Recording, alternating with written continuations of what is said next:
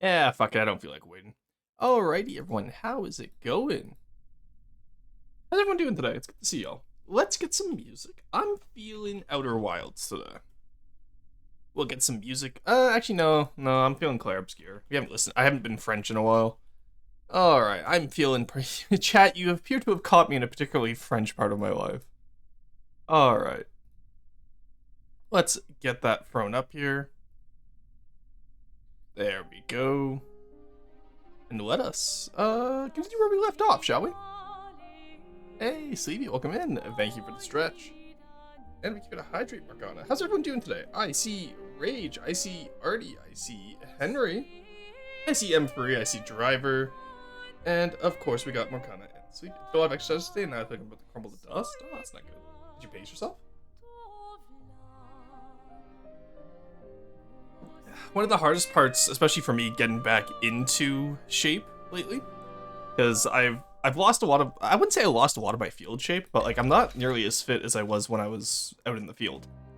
And a big part of it is pacing yourself to ease back into it. Your muscles are gonna remember. Like they'll go down a bit, but they're not gonna forget, right? And it comes back a lot easier the second time you build up those muscles. But you have to give them time to remember. You can't just immediately run into it and expect everything to go well. Anyway, what am I doing in the load menu? We're actually starting something potentially new today. I'm gonna give chat a choice for once, which is slaps on Tom. Yeah, hey, like join the club. But so the biggest thing what we want to do today is I'm gonna give you guys a choice. Would you like to watch me try to figure out quad APS Tetris? Or because I need a quad barrel deepwater guard gun for a project. Or would we like to build a hull today? Hey Strand, how's it going? Good to see you. Oh damn, we get democracy? I know, right? It's crazy. Still an Ottervo, nowhere near bear size. Yeah, I'm about the same. Like honestly, for me, I've actually lost a bit of my stomach since fieldwork. Because I used to eat fast food all the time out in the field, which was unhealthy.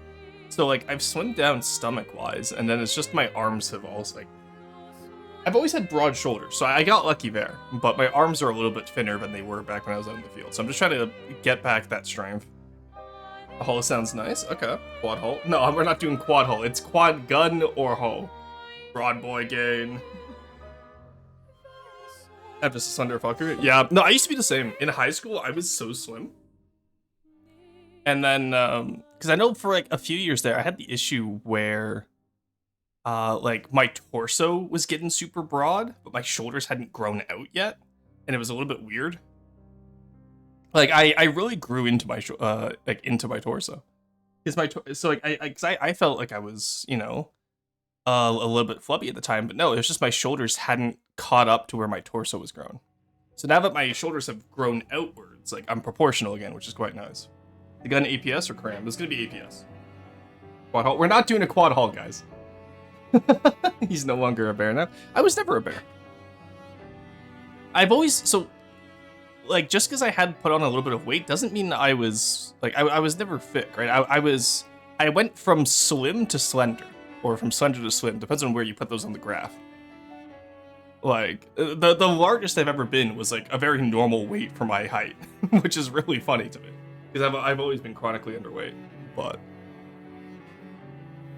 quad hull with the quad. No, we're not doing a quad hull, guys. Chat's in the smoke. All right, I'm gonna take away your guys' democracy. Don't make me come over there. I grew into my torso. Sounds like a skinwalker statement. No, I'm not a skinwalker. I'm not a skinwalker. I should clarify. No, because it's like growing up, like my arms were always like super long proportionally to my body. Yeah, no, you guys pick between quad gun or hull today. Otherwise, we take away democracy and I pick. Try whole point. All right, I'm taking away democracy. We're doing the gun. Authoritarianism speedrun complete. Well, look, when democracy fails, authoritarianism is what we have to result in. I tried to give you people democracy. You just wouldn't accept it. The roar chatters are famously anti-democratic. It's crazy. I'm surprised y'all are willing to give me so much power every time.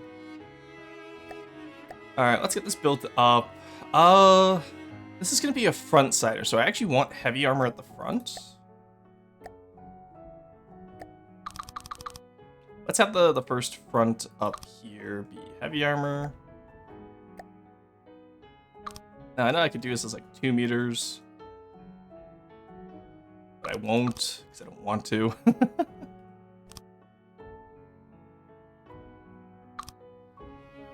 probably just easier if I do it like this, yeah?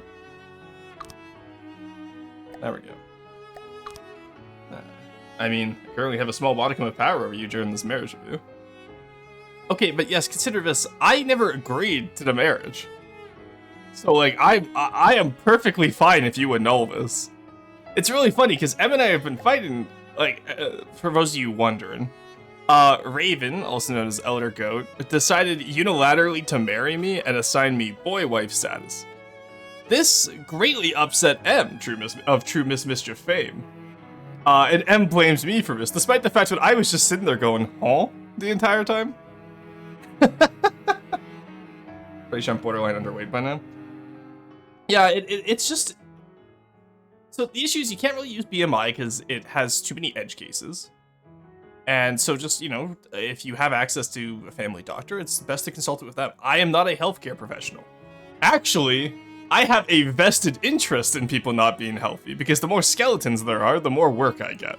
So I cannot be trusted as a health professional because I have a vested interest in humans turning into skeletons. The BMI is so fucking inaccurate. Exactly, right? Damn, the Discord drama is crazy. This isn't even Discord. This was over on M's stream. It's a funny bit. Yes, it is a funny bit. But why is that the first night I fear after ads? Which one? That I have a vested interest in you becoming a skeleton, or that I have that I was assigned boy wife status and we're currently legally disputing it? Which one was the crazy sentence you heard? Yes. New skeletons is forensics, old skeletons is archaeology. Well, yeah, so we have to turn the new skeletons into old skeletons.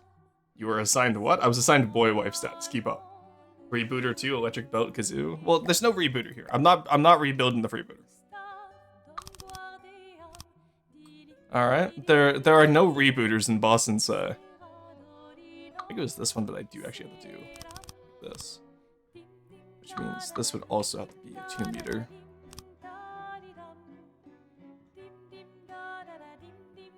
Means over here we do 2 meter as well, which is technically less armor now that I think about it, but it looks cool. But let's not worry about what looks good. Let's worry about what works good. I'm becoming Potat. Ew. Let's not worry about what looks good. Let's worry about what works good. I'm becoming Potat. Jesus. Roar, what if you rebuilt the freebooter? I don't remember which one that is. That's my heavy cruiser or battle cruiser now. Alright, so we have the front side, which I'm happy with. And then the side armor can just be metal.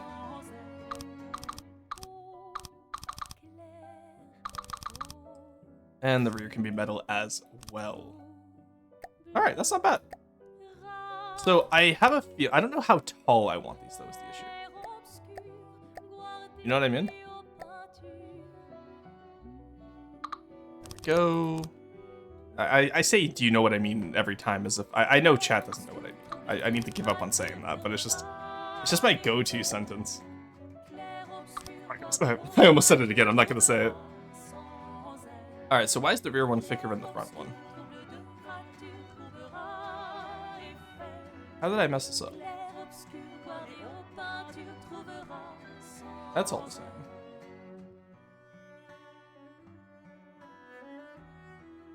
Okay, so it's a metal beam.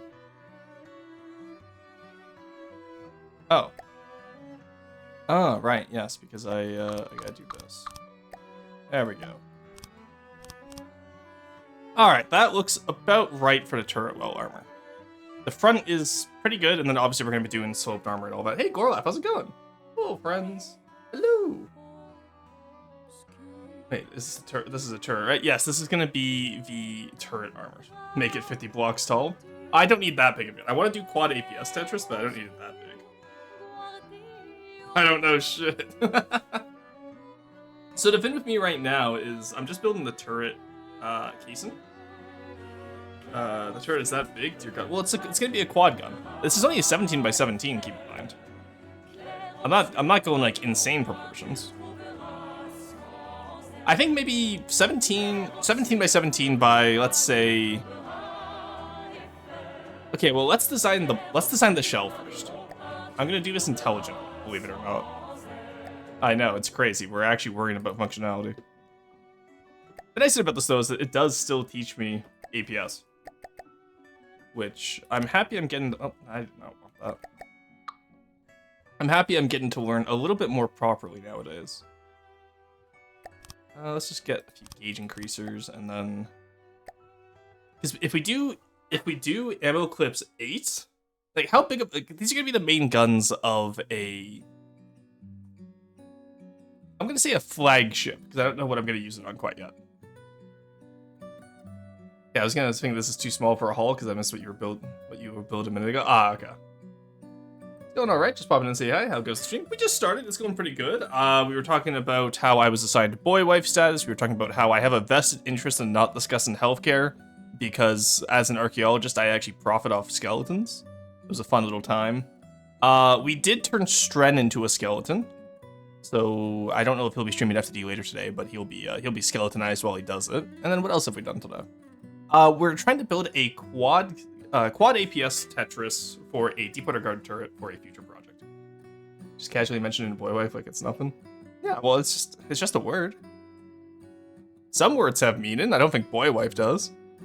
Good evening. Profiting off skeletons? Can I participate? Do you accept moving skeletons? I do accept moving skeletons. So see, okay, here's the plan, okay? Chat, I'm gonna lay out the plan, because I know M's not here, so which means I'm safe to discuss this.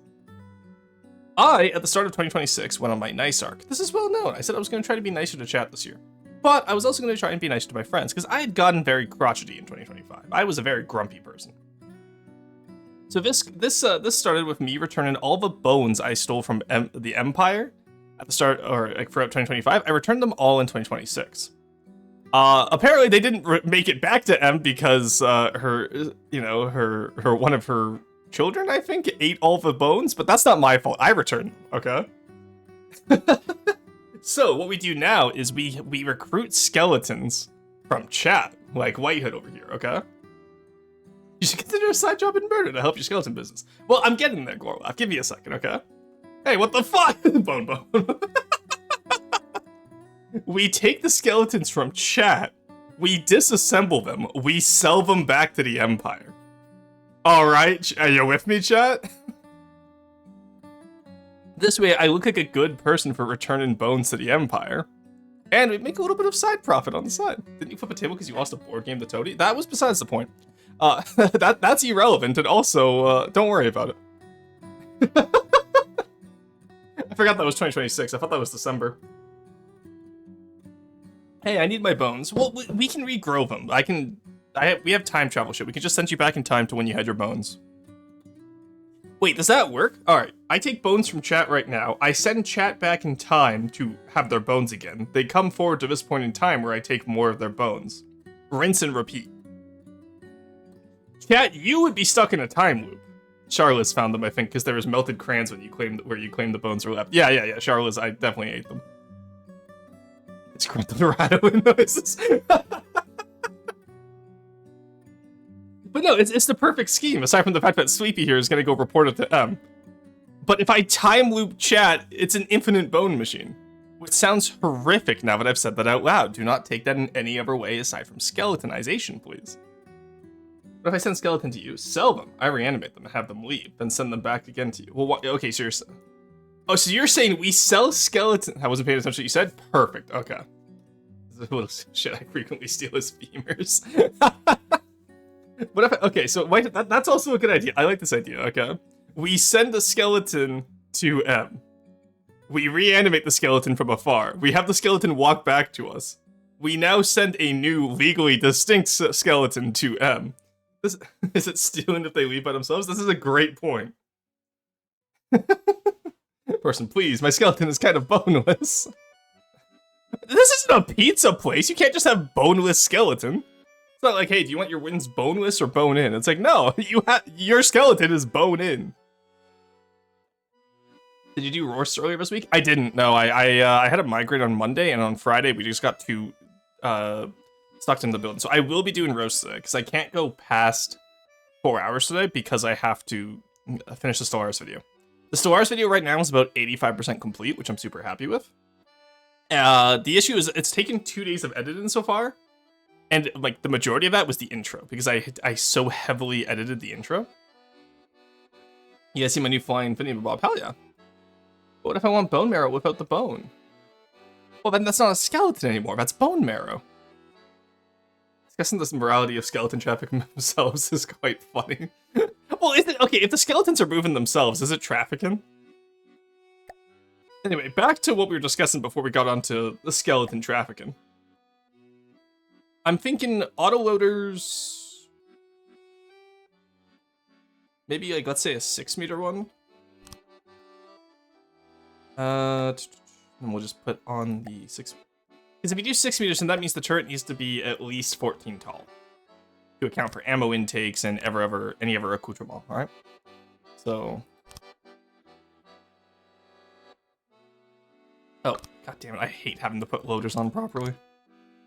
Okay, can you like figure yourself out, please? Thank you. Okay, so you need 4 intakes. Now, obviously, this isn't how we're going to put it inside the machine here. We're going to be doing vertical Tetris. I'm just curious to see how many... let's just put on 1 for now, please. Okay, so shell-wise, what are we going to be designing with this? So, Deep Water Guard doesn't have a lot of shells that are... How do you say... Alright, so we probably... 500mm probably seems about right.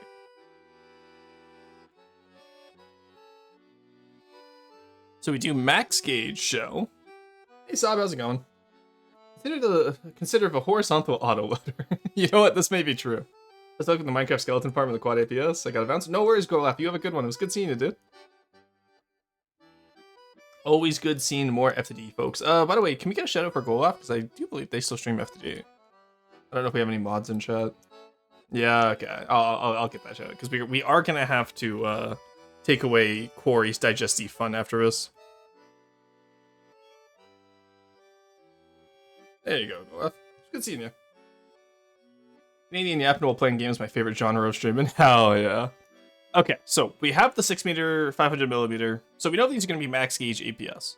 Now, chat, I'm going to hold you hot. I'm going to hold roast hostage until you help me design this, okay? So what's the best shell we want to do here? That is Deep Water Guard legal. So like we can't do like Sabo shit. But how would we want to do this? Hey Cruiser. Hey Krill, how's it going? Gotta fly in the Chinook, dude. Insane week. Oh, fuck yeah. It's no Osprey, but a Chinook is still pretty fucking cool. I don't know, I'm really EP. Okay, fair enough. Is frag Deep Water Guard legal? Yes. Fat AP frag? Okay. Now, Mike, I'm curious with AP frag. So I know, from my understanding, AP frag is like gambling, where you can do like insane damage ceiling, but it's inconsistent, whereas APHE is a little bit more consistent. So how about pure frag? That sounds horrific. Didn't Osprey 3 times now? Chinook ride was fun. You know what? That's fair, actually. I can imagine the Chinook is a little bit... Well, actually, no, because I guess in flight, the Osprey would be smoother, because it's just a plane at that point. Then again, knowing my experience of with Hercs, maybe not. But... Never ask me anything because brain empty? No worries, Krill. Go play Star Wars Empire at War. Go get some revenge on Franz. I know you. Also, I'm just imagining now Australians be like, oh, put some Franz on the Barbie, mate. And I don't know why that came to my head, but it's just... That's just really funny to me.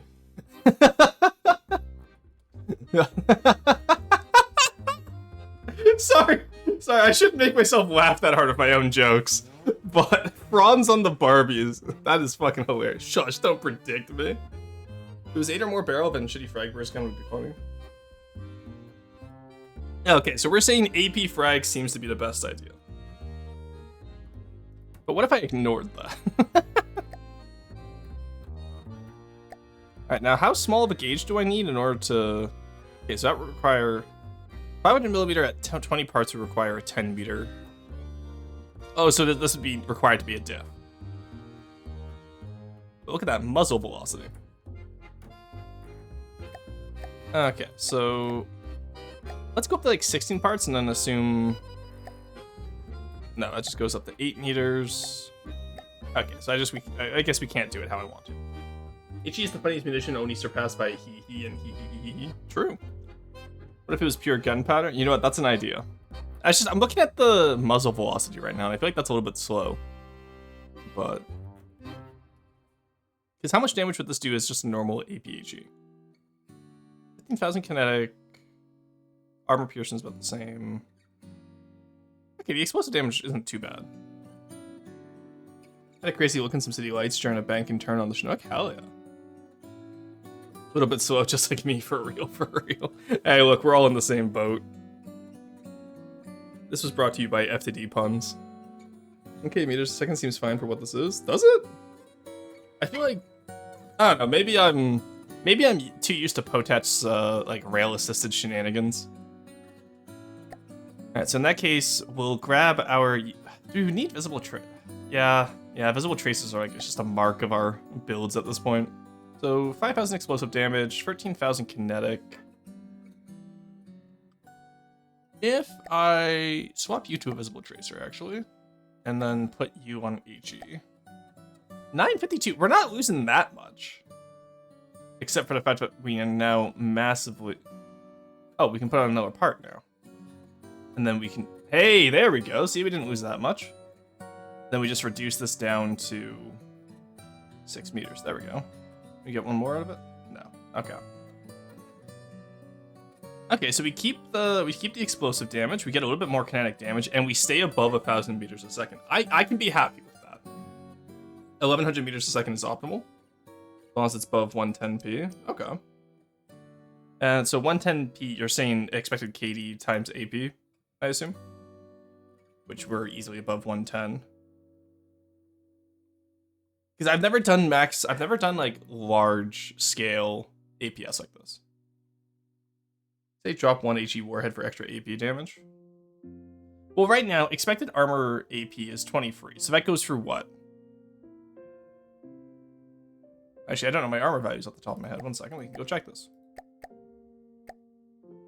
So let's start with heavy armor. So heavy armor, okay, so it doesn't go through heavy armor right now. Would it go for metal?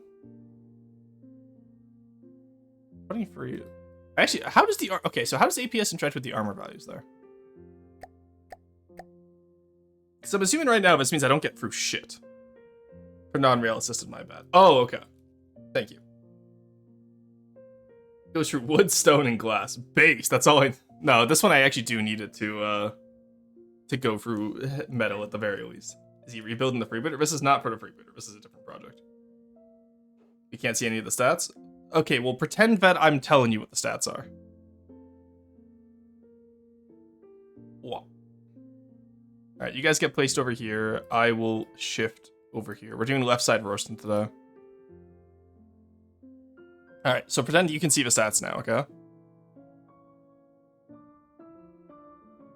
So the 23.6 is our expected AP. 366 KDAP is fine. Okay, that's good to know. Glad with that. Left's in, true.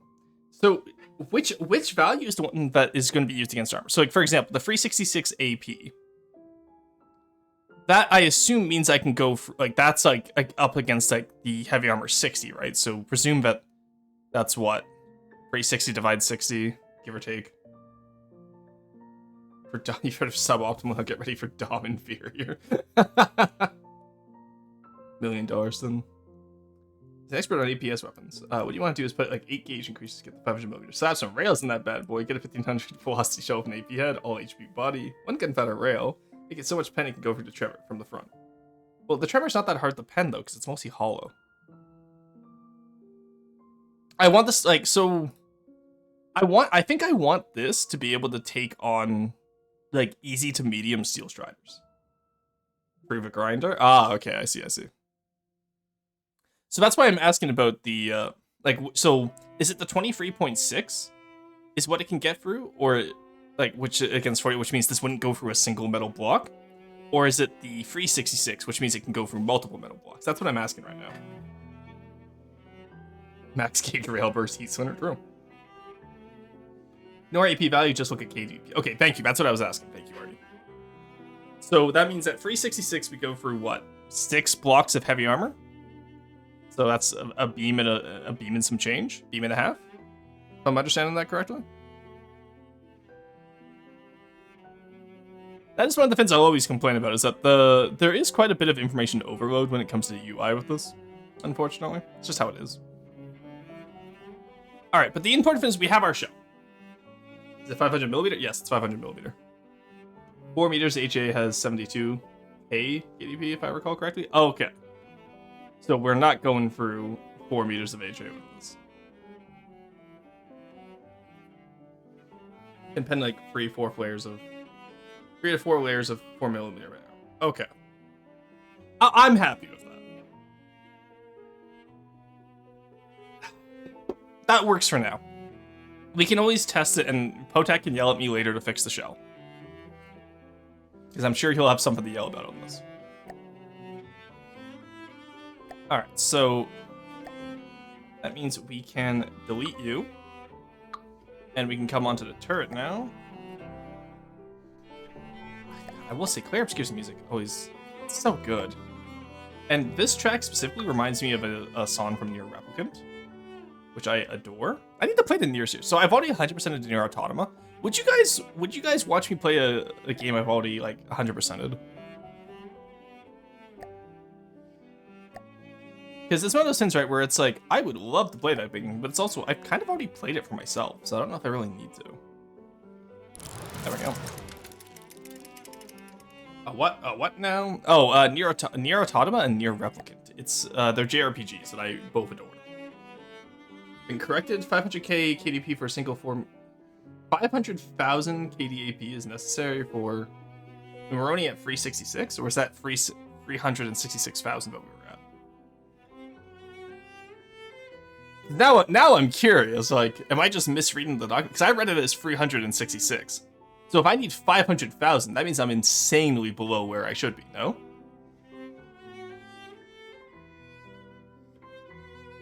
Ha, Nier, true. When did you 100% it? Back, it was 2020 for Nier Automata.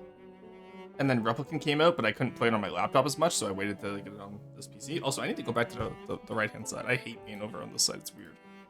Whee! There we go. Alright, let's, I don't know, like, throw you guys here. I gotta redo this chat box. Maybe that's what we'll do for tomorrow's stream. I'll redo the chat box tonight after I'm done editing. It's gonna fire 4 shells at once, right? Yes. Can't really pen HA that well without rail, unless it's just the GPC, but with no payload. Okay, so I don't need to worry about pen and HA.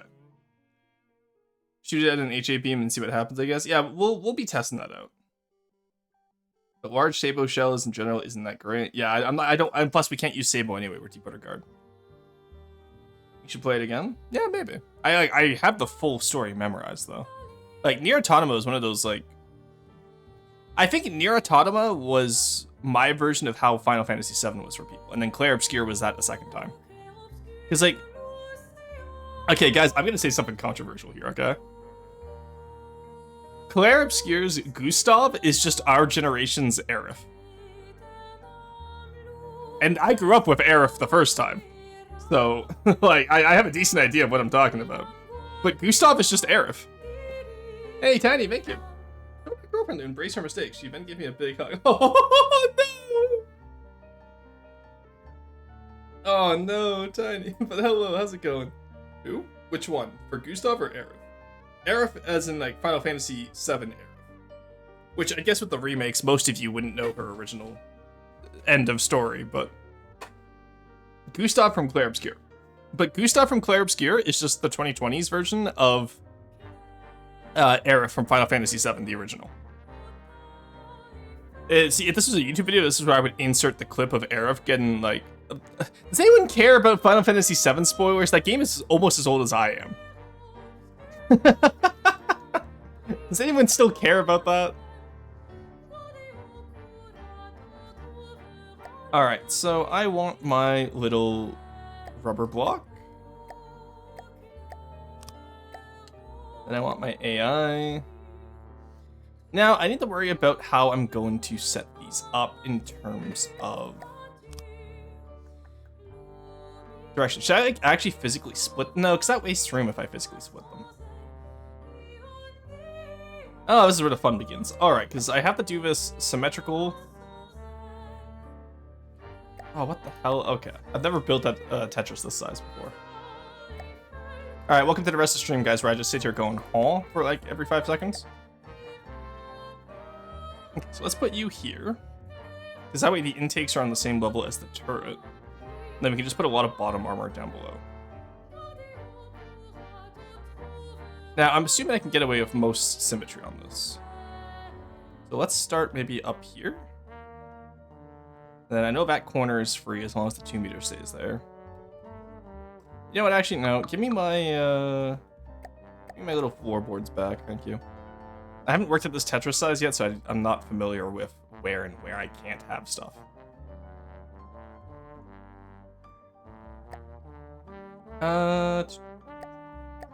I don't think I need a 5-axis turret. That feels a little bit excessive.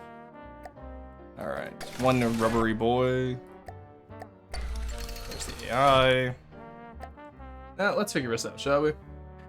No idea who either are, to be honest. Syrup, I know you know Claire Obscura and Final Fantasy VII. Look at my 1 AP payload guns without the rail assist, hybrid rail, about 600k KD AP with about 18,000 KDs. This is an AP shell. This is, okay, yeah, so I have about 15,000 KD. Humanity got wiped out again. What would future civilizations think of our cemeteries, I wonder? Burial grounds. Burial grounds and burial rituals are pretty common throughout human cultures. If all of humanity got wiped out, then I'm not as sure. Because, like, how would a knower culture perceive us, right? Thoughts on the crossbones? What do you mean thoughts on it? Like, it's a Deepwater Guard battleship. It's the largest ship in Deepwater Guard, actually. But I don't know what you mean by thoughts on it. Like, I don't have any, like... I don't know, I'm not very passionate about it, if that's what you're asking. But...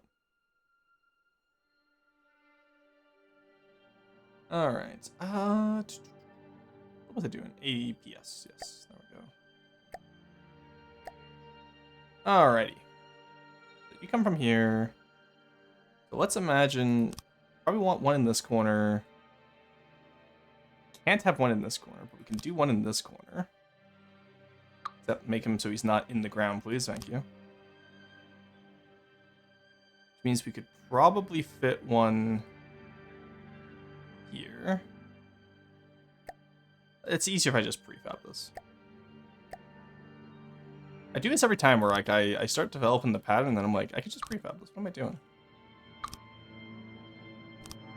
It's always the flat side that goes on there. There we go. Okay. Thank you, very cool. Don't need you. Okay. 6, get you up here. There we go. Okay, so now we can fuck around with this. So we can fit one in here. Fit one in here. Fit one in here. I'm putting that on the floor by accident. No. Okay, good. Fit one in here. Oh, that's a little bit suboptimal. They don't always like to fit together properly, do it. That is a massive gun. Yes. Hey, persons, how's it going? No ejector. It's Deepwater Guard. Why would I use ejectors? Ejectors are no fun, no explosions, no risk. So true. Look, if I die due to a lack of ejector, then, you know, that's my fault. Oh. Yeah, no, Deepwater Guard isn't normally allowed ejectors anyway. So that's the biggest reason I don't have one. And that... Okay, so we need to move these all up one first off. Because ideally... I want one here, because I gotta be able to have the intakes on the bottom. Now, that obviously splits it between... Okay, so there's my splits. Because now we have each quadrant set up. Now, the issue is, how do we get past these without having too many issues with the quadrants? Because there's some area in there where we could probably put, like, recoil absorptions or, like, cooling gauges, whatever we need, and just disconnect them from each other so they're not, like, touching. This obviously isn't going to be able to be too symmetrical, though. I don't know the optimal Tetris pattern here.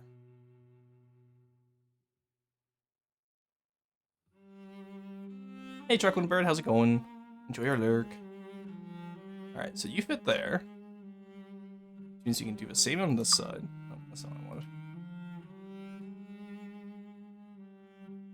Ah, curse my never build an APS technique now that I need APSs. The hydrate and the stretch, make it rotationally symmetrical. That sounds like a lot of work that I don't want to do. But let's try it. Because rotational symmetry is definitely one of my weak points when it comes to Envision and stuff. No ejector equals more boom, doesn't matter if it's you or the enemy. True. You also don't need to always fill up the space. You need room for cooling after all. This is true. I'm not trying to... I would like to have... Oh, Balmun has nice Tetris? Okay, let's go grab the Balmun then. Look, if I'm making this to beat Steel Striders, then I don't mind stealing from Steel Striders to beat the Steel Striders. You know what I mean? Alright, you got quad. Let's see, doink you. I like how it's still called the Freya main gun, or the Rhea main gun. That's really fun. That's where I saw a drone pop off there. There he is. I knew I saw him. Get out of here, you. Okay, let's put you here. Okay, so how did you do this? Now this one probably has ejectors, yeah? Yeah, okay, it has ejectors. Which I don't care about, so I can get away with a little bit more. It's also rail assisted, okay. Okay, so I see what you mean by the rotational symmetry.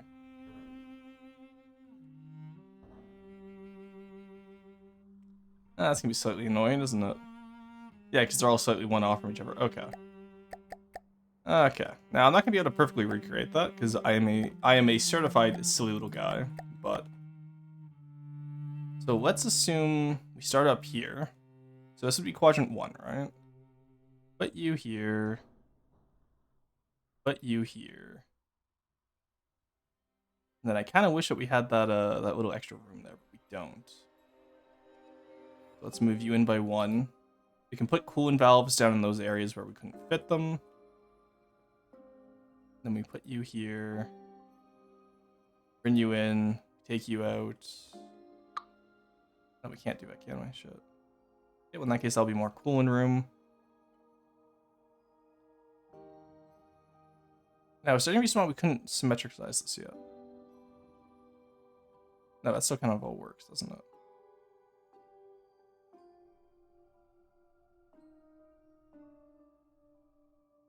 And why did we put you back? Okay, we put you back to back so we could have those 2 areas for cooling.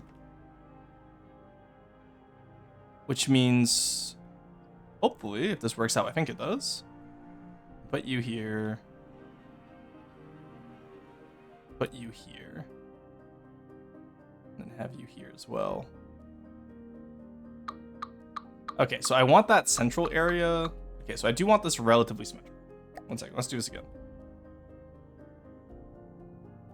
I do want the front back symmetry here, I think. Just for consistency's sake.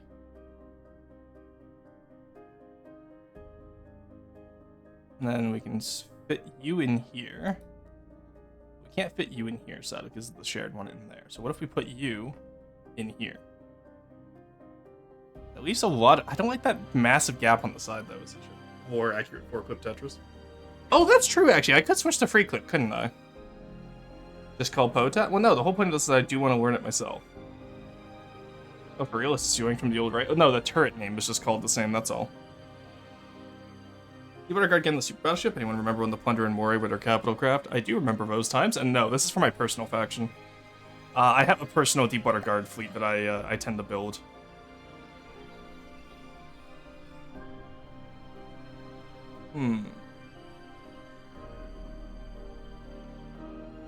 Yeah, I'm wondering if maybe free clip is the idea.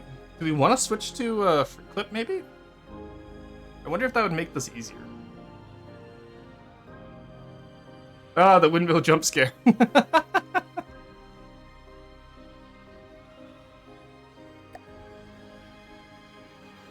actually, no, because we can put you in here now.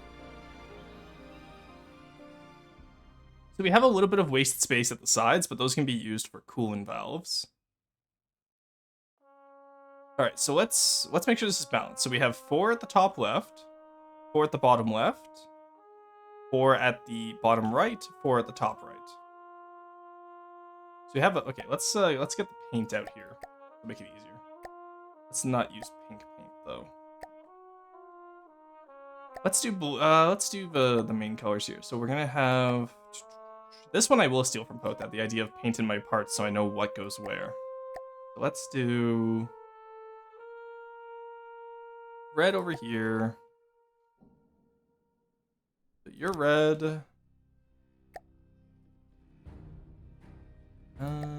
Let's just do 5-way connectors. I don't care at this point. I normally like to try and keep it as clean as possible, but I can't be bothered right now. I'll fix it as we go. So 4 of you guys. 4 of you guys. 4 of you guys. And then if I take yellow, we can turn this into a game of Ludo. There we go. So we have 4 of each right now, and then we have 2 extra. Now, how many am I going to want total is the real question here.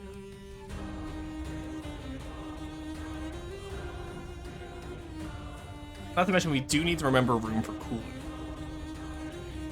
Does mixing 3 and 4 have any drawbacks? The issue with mixing 3 and 4, from what I've been told, is that it... So, for example, on my privateer, I mix 2-clip and 4-clip, which has caused the issue of, I think it's like every 60 shots or so, I either miss a shot or I gain an extra shot, which is a very, very, I don't care, right? Like, so it is technically suboptimal because it's not balanced. Potat and I were talking about this the other day. It's not the biggest deal for me though, especially because the privateer is meant to be a fast-firing gun, so if I miss or have an extra shot, I probably won't notice because it fires quickly enough anyway. It'll just cost a bit more. Oh, okay, that's fair too. Pre-clip is way easier to work with. Okay. Then if we find that we can't sufficiently free clip this, then maybe we'll move it. Or if we can't sufficiently four clip it. Okay, so I have 2. Let's say.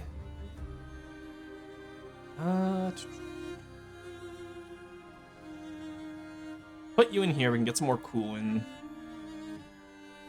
Then you in here. So the... Interesting. How did we manage this?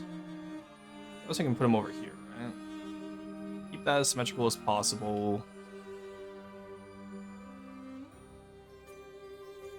And then just remember that... Did I do it on the wrong level again? I did, didn't I? Shit.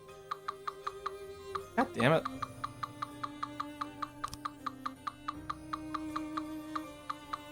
I need it to be on the same level as the turret, is the issue. Kaboom, Rico. Kaboom.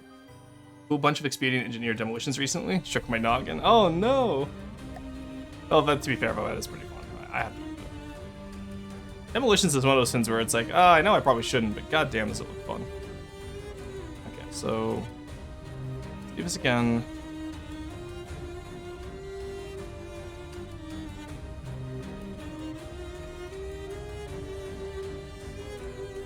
And then we put you back here. No? This is not how I had it last time. Why am I struggling with this today? I know I'm tired, but I feel like this is a little bit excessive in terms of the struggle department. This is what I get for not learning APS earlier. Alright, so we'll put you here now. I want you here. I think I wanted you here, no? Yeah, so that matches up. No, actually I do want it here, don't I? No, because that's also not... What the fuck? Okay, 1 second. I hate symmetry, I hate Tetris, I hate Tetris. Okay, and then it is you, that's weird, okay. Okay. There we go.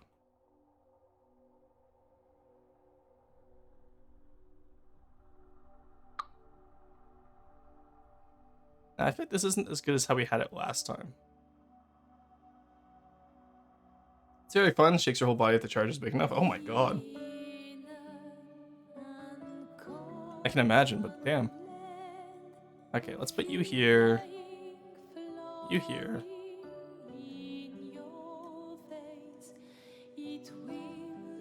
And then did I put them on? I put them on the wrong level again. Then like, goddamn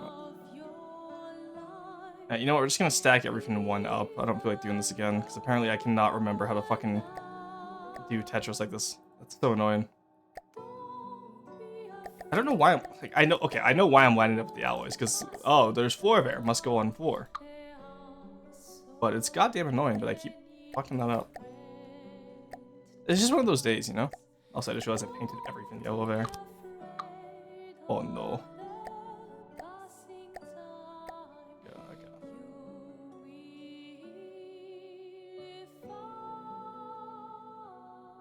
Okay. Do we have these at the right level now?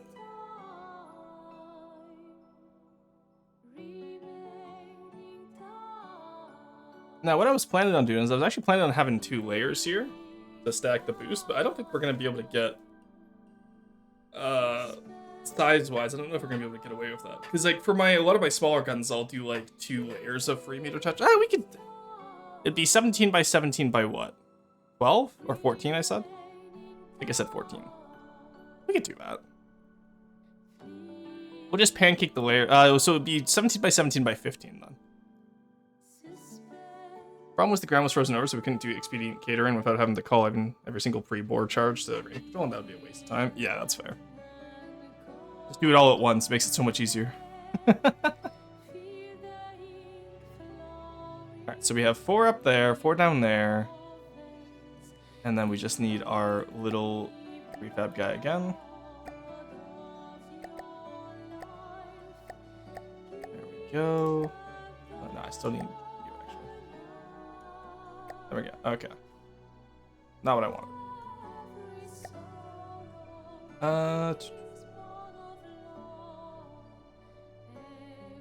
Let's give me one of those days. Grab you. There we go. Okay.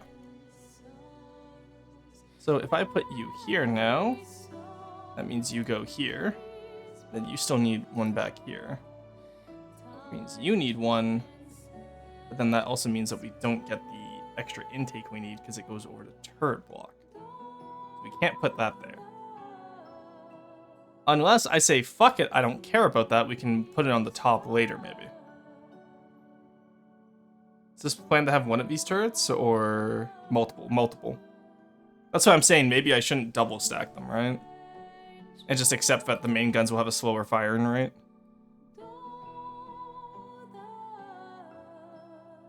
Alright, so now let's see if we can balance this. Let's just see if we can balance this. To miss 1 shot after like 5 minutes. You can just, it means it won't reload as fast. So miss. Yeah, hey, 5 shoots. Hey, Tyrell, come in, how's it going? Already, we to hydrate. If I miss 1 shot after 5 minutes, again, I don't... Actually, no, because for a main gun this size, I actually do want the shots to work. Did I miss over here? I did. Okay, so let's actually like get rid of those middle ones. Because we have room over here that we can put stuff. So that means the front and back ones will go to 1, and then the left side, right side ones will go to another. And then that just leaves us plenty of room to work with whatever else we need. There has to be a more efficient way. Surely. No, I guess not. Alright. Let's balance them out, see how many we can get. Because if we get this done fast enough, then I wouldn't mind working on the hull today as well. Okay, so let's just put you... Alright, so you will be red. So red will be 1, 2, 3, 4, 5, 6. Blue can be 1, 2, 3, 4, 5, 6. Green can be 1, 2, 3, 4, 5, 6. And then, okay, good, we did balance it correctly. And then yellow is 6 as well. Okay, huge. So we got it balanced correctly at least, which I'm happy about. So now we need to make it work better. And the question again is, do I flip it upside down? Well, let's talk about what I'm aiming for. I think I'm aiming for a probably 40k volume craft. I want it smaller than the crossbones, but I still want it to be a flagship, right? Or maybe it will be bigger than the crossbones. We'll see how big it ends up becoming. Either way, the quad cannons, they're gonna be based off the Dunkirk turret, with the two groups of two in terms of the barrels, instead of having an even spread of the barrels.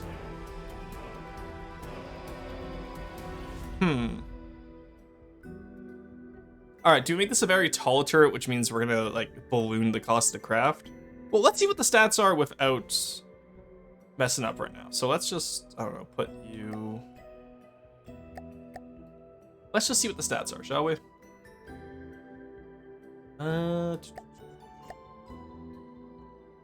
So let's say, there's the firing piece. Alright, so... let's say that's from the center there, which is the 3x3 neck we're gonna want. Maybe I should do a 5x5 neck, but that's for someone else to decide. Alright, there we go. Okay, so something like that for the turrets, I think, should be fine. And then we just move them one forward, because I'm a silly little guy who forgot how this works. Alright, there we go. Now, obviously, we're gonna have a lot more room on the final craft. I just want to test it out here. So you'll be red, you'll be blue, you'll be green, and you'll stay yellow. Okay. Now this is the part that always concerns me, because I never really quite do this part. Let's do green first. We'll hook up green. Well, let's get it hooked up down here first. And then gauge increases we can always add on wherever after. Right? That's just 2 ammo connectors, so we don't have to worry about that. And then we take you... I'm sad there's no, like, tri-corner one that we can do. Actually, no, that one can just stay like that. Become a coolant splitter and come this way. Actually, do we even need to do this? No, just put you here, no? And use, like, a proper 5-way splitter?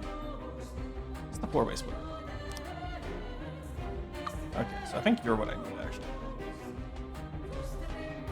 No, I do need the 5-way.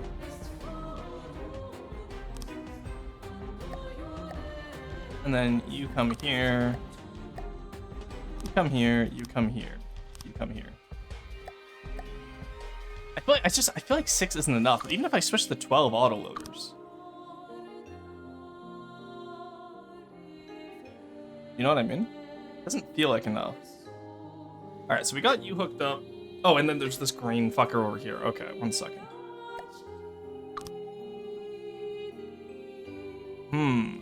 Alright.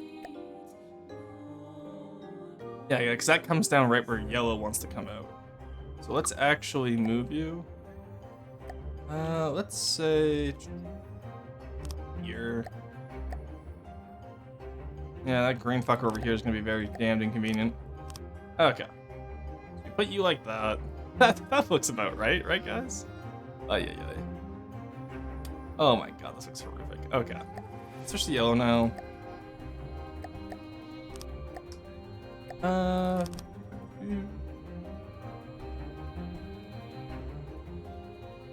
And then we can get this connected up.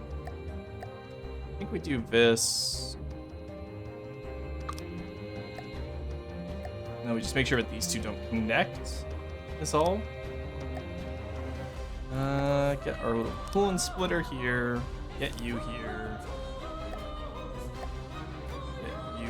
Where's your flat side there? You here. I know I technically don't need to. I can just do this all with 6-way connectors, but I like having it connect up like decently well so it looks cute. All right, there we go.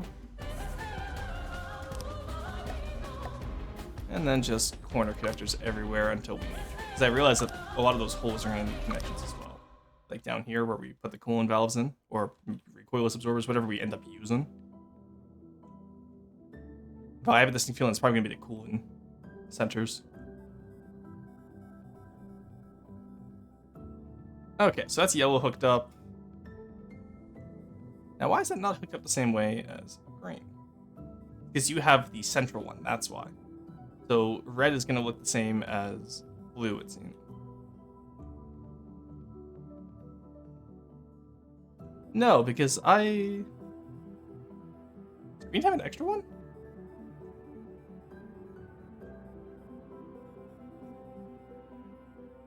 Blue gets... Oh, no, it's because... Okay, yeah, so blue and yellow get the center ones, which is what's throwing it off. Okay. It's just green's being out to the far side there looks weird to me.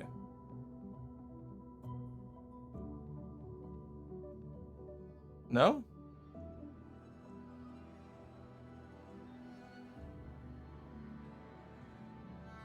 Like, I'm not crazy, right? One second.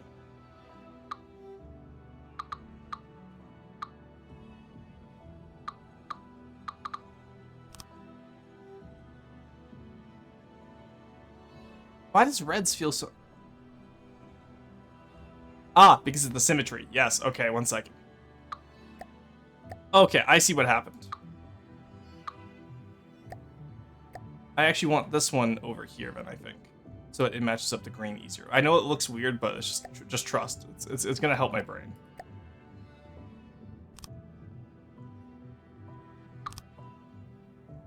Why are you not working? It should have been right side. Oh well. Oh, it's because I painted you. That's why you're yellow. I was like, why are you... There we go. Okay. Yeah, see, because now that's 6, and it does the same thing red does. Okay, I get it now. I got it handled. That was gonna bug me if I didn't fix that. We try an APS.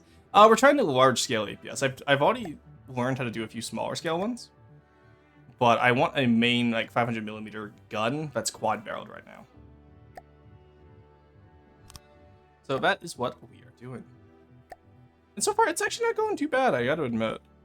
I thought this was gonna be much harder. You go back to being green, please.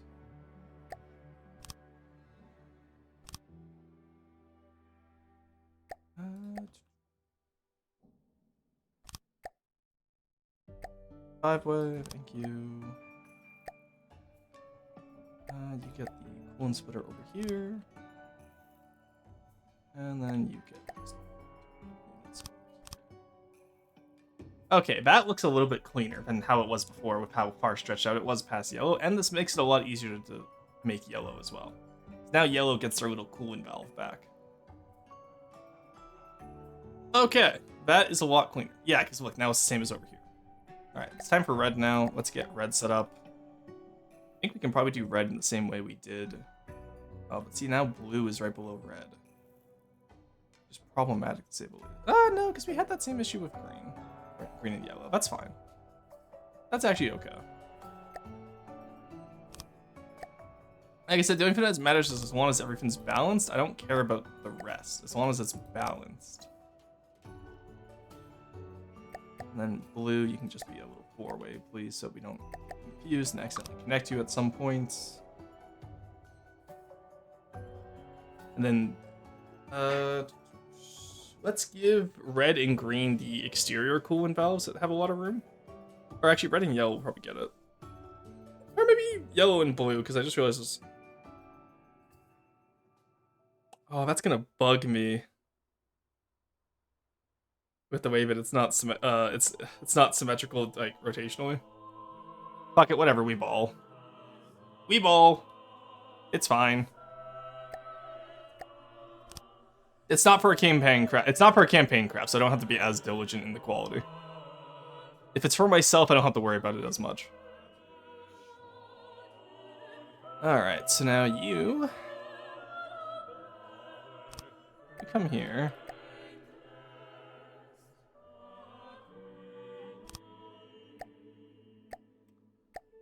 Yeah. Okay. Come here. Well, you might as well do a coolant splitter here and then just keep the coolant valve going all the way down.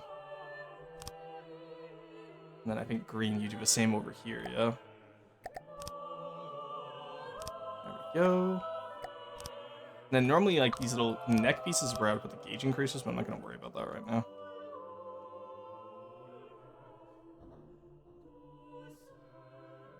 All right, that works. All right, I'm pretty happy with this.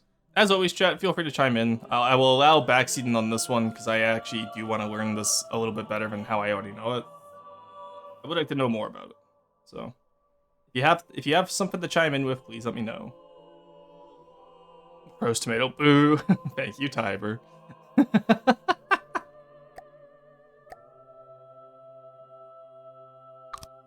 it needs to be a blue piece. Hey, at least we're color coding it, so if I fuck up, we know. I'm showing my work, okay, chat? Because now, at least if we fuck up, then we know what fucked up and how it fucked up. How do we do this over here? Okay, I see how that works.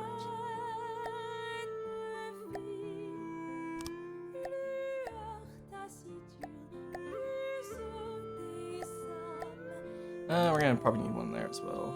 Yeah, so that we can access that interior. I see how we did that. Okay, I don't know why we did it like that, but for the sake of symmetry.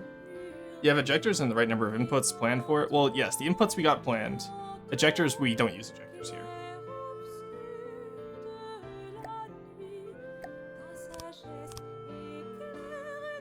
Yeah, and then you just get this little area in here, which is extra.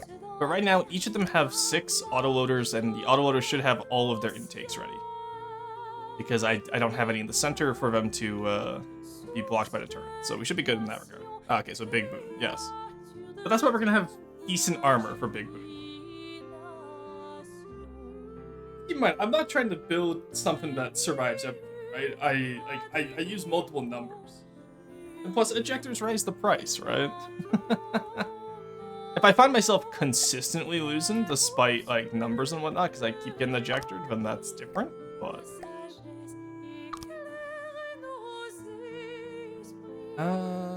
okay, you just need a cooling bit now.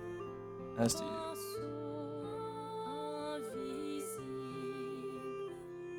Okay.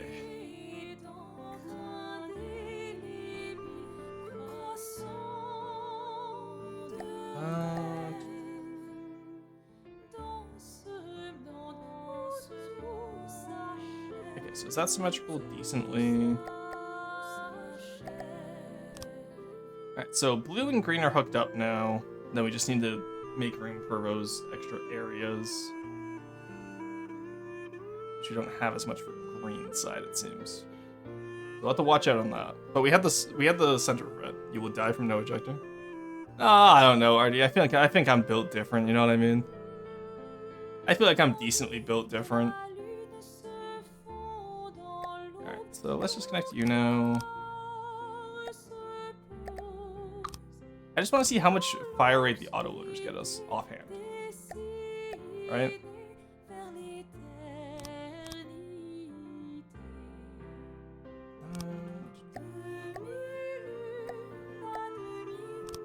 Let's get a 5-way here.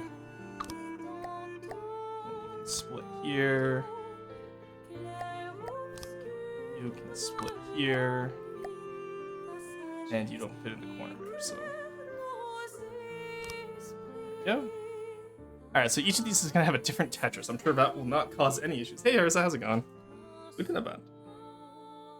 Hope you will not get hit by a slight breeze. Pray. Look, that's why we have the armor, right? The armor will save us.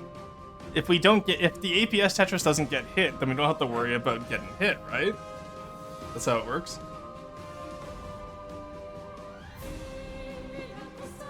Is that not how it works? Alright, so what do we have right now? We can just put on the gauge increasers back here. Oh, that's not what I wanted. How many gauge increasers is it for? 500? Okay, it's about that. It's about yay amount. Okay. Well, these can. I usually put turret or gauge increases in the turret anyway, so that works fine. We are gonna want a big turret for this. All right, and then we can just do the usual. I say the usual. It's actually gonna be different this time because I don't normally do crap or like guns this big. Let's do maybe like 4. I forgot the mantlet. Oops. Wait a minute. Who are you? There we go. Let's just do a mantlet. I need the heavy barrels because I'm just gonna do like a normal quarter guard method. Start with the heavy barrels, then swap to the normal barrels. I do like the shaping of them so far, though. Okay, so about yay big is going to be our turret here. Mantlets? Yeah, these little guys. Oh, you're saying I forgot no muzzle brake, please? Why no muzzle brake? It's part of the quarter guard. They're going to get decoed over with the cram ones. Or are you talking functionally we don't want a muzzle brake here? I'm curious as to why would we not want one? Functionally? Okay, what do they do? I'm curious. You can explain this one to me.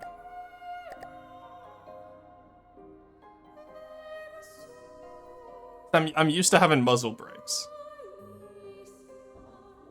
Alright, now we do yes, side gauge, yes, max fire rate, yada yada yada. I'm not gonna allow the guns to spin as funny as it would be. Oh, we don't have intakes, that's why we can't access them. Alright, so now we finally get off the turret for once. We can. Let me get off the turret, please. Thank you.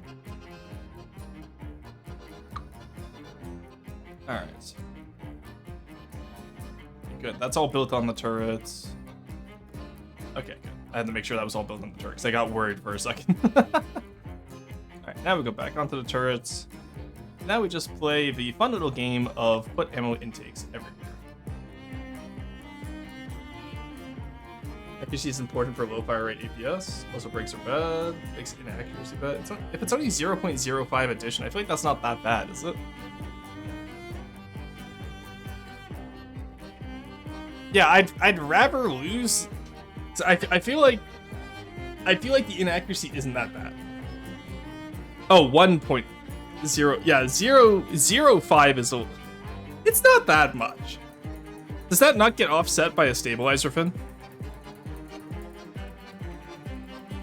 But also, big guns will add instability when firing. Yeah, because I assume the physical force would add more inaccuracy via instability than the muzzle brake adds here. No? I am curious about this.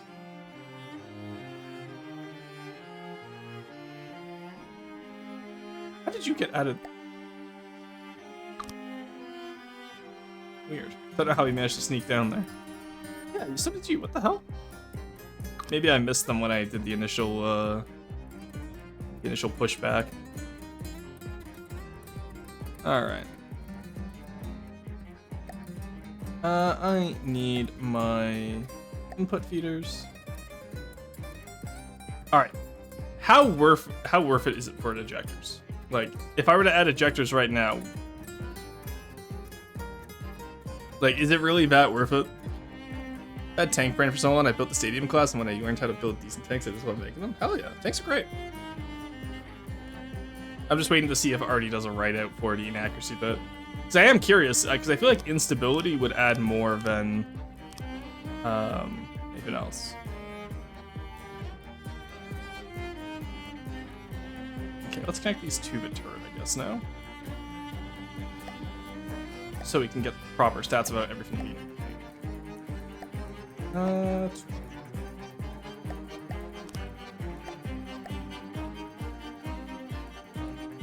I should probably... I don't feel like EMP is going to be that big of an issue. We'll keep the rubber block on the bottom, but if it's more of an issue past that, then I was going to die to EMP anyway. You can put a little bit of a heavy armor core here. Actually, I would probably not do that. Alright, just, I don't know, put you here. go.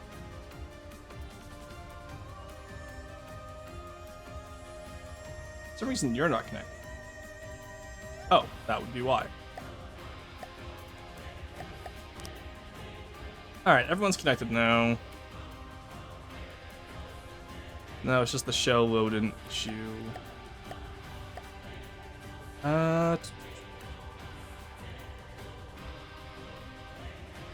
Really should have painted every blue one as blue, no? So, Mr. Blue Abadi Abadai, access intakes, assign intakes, please. What are we looking at cooling wise? Okay, so 2.1 RPM, not the best. But we get up with the autoloaders we currently have set up, we get the 12.6 RPM. That's how many seconds per shot? 5?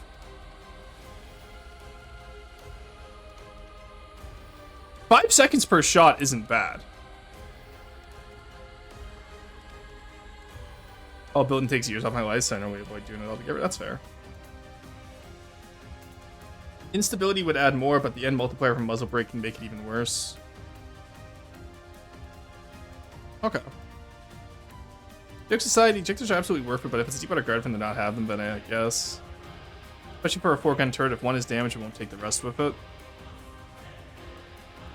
How hard would it? Because so I assume, if I assume correctly with ammo ejectors, each autoloader would need its own ejector, correct? Or would I only need one per system? Yes, okay. Now, how much does that fuck up my Tetris is the question. One per loader, okay. I love how specific the tooltip on the ejector is. 1 second.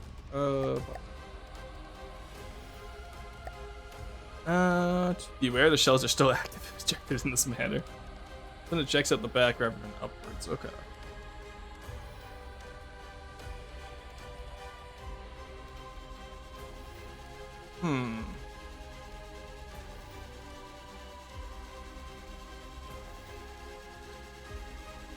Okay.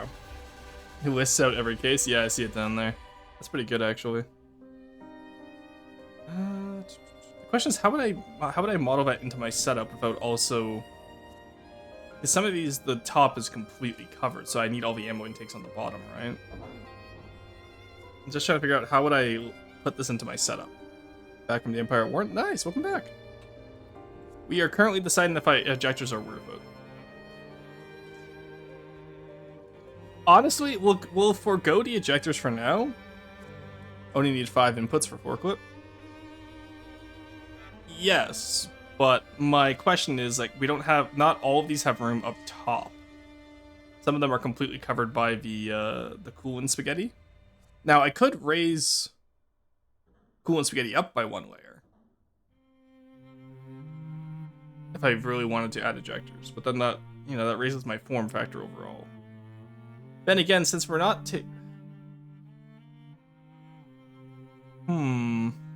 what's our coolant value at right now, by the way? 5.8 RPM. So we are going to need quite a bit more coolant. Okay, that's not an issue. We can just rework the spaghetti. Yeah, we can.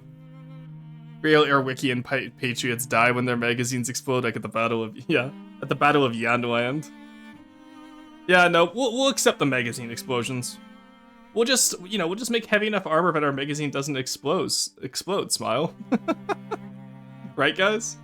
Plus, honestly, if we have a magazine explosion, then narratively that actually works better for the YouTube campaign, so. Foreclip is really generous how you can do the spaghetti, yeah. Yeah, I assume so. Ejector, but I hardly knew her. The idea is that top needs 2 intakes only, which lets you snake the gauge through them without changing much. Okay. Yeah, that makes sense. I feel like if we were designing with that in mind, that wouldn't be a bad idea, but we will not be doing that today. We're going to be having fun with our little spaghetti. Alright, back to my ammo intakes.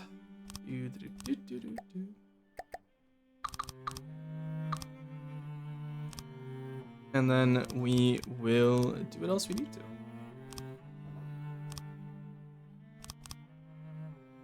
Yeah, I think the rest is just coolant spaghetti and we should be okay as long as we balance the coolers. Because as far as I'm aware, the ammo intakes should be balanced. We'll see after we assign the shells everywhere. But it seems to me like the autoloaders, and then if the autoloaders and intakes aren't balanced, then we cry and we restart, okay guys? Are we down for that today? We crying and restarting today? Sound like a plan? Alright, shut.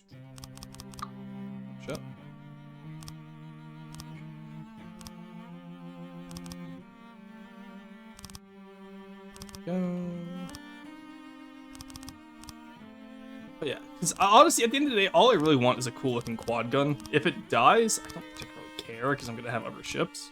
Yes, it's my flagship, but that just makes a better narrative if I lose my flagship and still win the campaign, right? If I lose my flagship and lose the campaign, then you guys won't see it. But if I lose the flagship and then win the campaign, that is pretty narratively good. Also means it gives me a chance to build another flagship.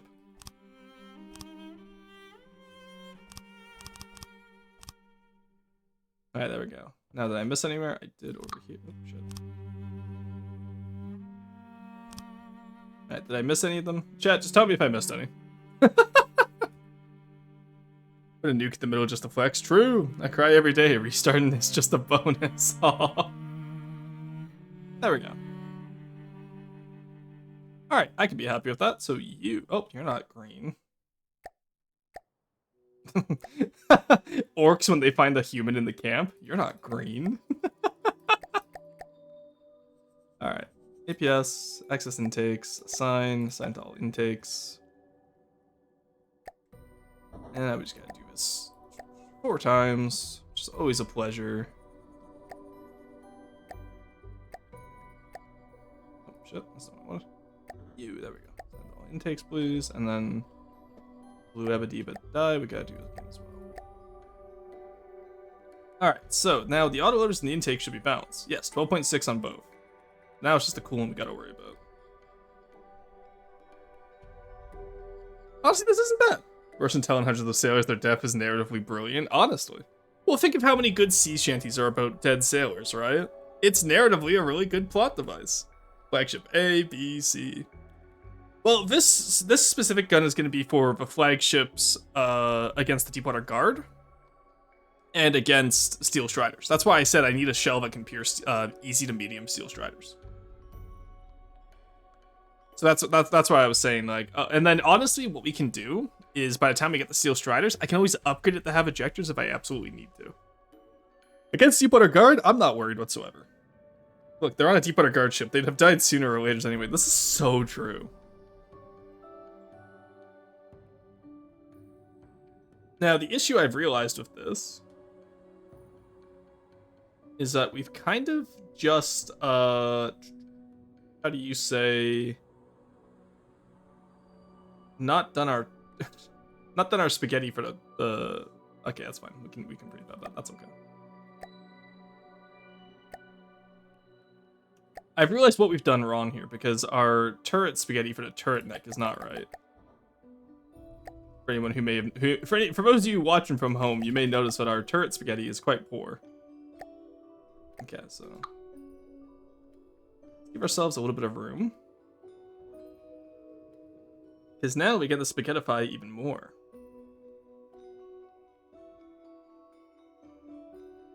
Because I need red, blue, green, and yellow to all be in the central turret neck. Like the 3x3. Kill him because his death will look cinematic and add tensions to his friend's plot. True! Exactly it. What about if I'm watching from inside your house? It's a good question. What would I do? I guess you're going down with the ship, because the house is sinking. That's the spaghetti and more of a macaroni. Yeah, it's not too spaghettified yet, at least, which is nice.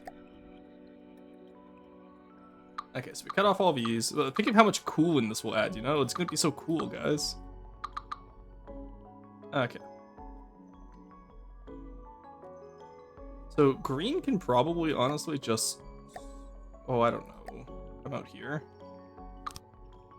green come out here, it goes down, and then just spaghetti his way up to this corner here.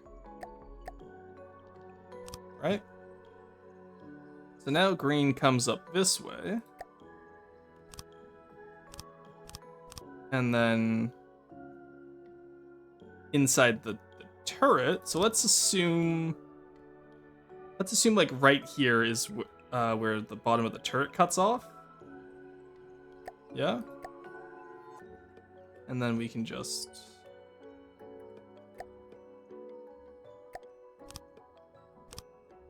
there we go. Yeah, that works. Let me just make sure we paint it green. So green is now hooked up to what he needs to be. This is good. This is considered quite poggers by the rest of the community. Making spaghetti right now? Nice. Maybe it's spaghetti if the chef snapped it in half before boiling it. Oh no. That's diabolical. Alright, so then red and yellow will just go to the front corners and then go up the turret neck. Because that way, so the turret neck's not going to have as much armor, unfortunately, unless I make it a 5x5. But, you know, what is the lack of turret armor ever killed anyone? Am I right, guys? What is the lack of turret neck armor ever killed anyone? Oh, I'm lucky Potet's at work today.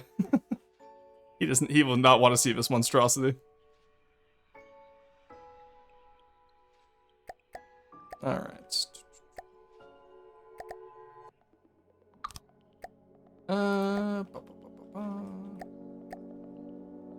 You come here. Actually, I probably want you to be a 4-way, no? There we go. Because we're gonna need to come over here and get this area too.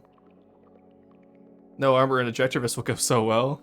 Nah, trust, it'll be okay. The hull will have the armor, you know? Because honestly, like, let's talk about what, like, maybe the Tarpon will beat this. Maybe the Crossbones will beat this, but I'm not going to be taking on either of those guys alone. And keep in mind, it's an easy campaign because it's Deepwater Guard only. So, worst case scenario, Viscin probably dies against, like, White Flares or Lightning. Probably Lightning Hoods, actually, if I take it against Lightning Hoods early. Because Pierce Lasers and whatnot. But, like, maybe Onyx Watch Graham. But I think we'll be okay. I think we'll be able to get away with it, you know? Because after all, we're a luck build. When don't we get away with stuff? Like, what was the last time you guys saw us get punished, right? We never get punished. We win. We win these. Okay.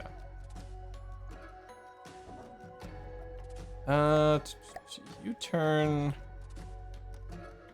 here.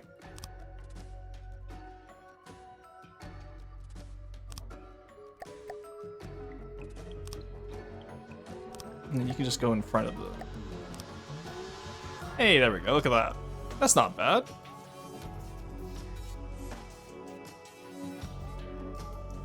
That works quite well, actually. Now, I am curious to see how well this will actually do, honestly. I don't know how well it will do. I also want to sync it up so it fires in a row instead of firing all at once, which would be fun. Orson, what if you encounter Godzilla before you reach the Davy Jones locker? If that happens, then we're dead anyway, I feel. Because that means we're going to get copyright struck. And then, you know, Brilliant Skies goes under. So, whether we die via copyright or whether we die standing is irregardless to me. Which I know irregardless isn't a word, but it has such immaculate vibes as a word. Despite the fact that it's not one. Shout out to all the people just finding out now, but irregardless is not a word. There we go, that works. Alright. Now we do the same over here, where we have to go around the potential blue. It's like starting a new, like, new game. Gotta go around the blues. You gotta avoid the blue people. The noobs, if you would. Alright, that works. Okay, so the turret idea works at least, which is nice. Regardless of if it's a word or not. True! So true! Based. All right, now you blue fuck. Like I said, we got to avoid the blue.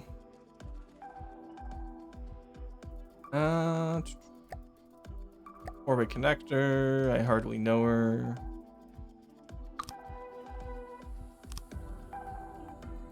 Go. This one, yeah, that works actually. As long as they're not touching each other, I'm fine. Yeah, they're not gonna touch each other. Very good.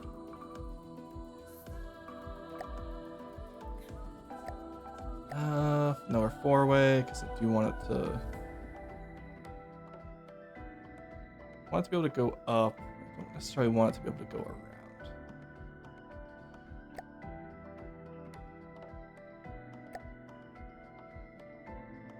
There we go. And then, because I do want this slot back here, right? For more cooling. Or recoil, or whatever we end up using it for. Recoil could probably also go up in the top, too. Inside the turret casing. The turret cap.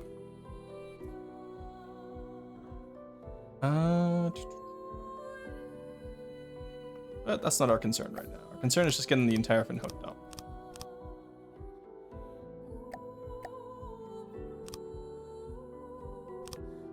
There we go. See, chat, it wasn't that hard. Alright.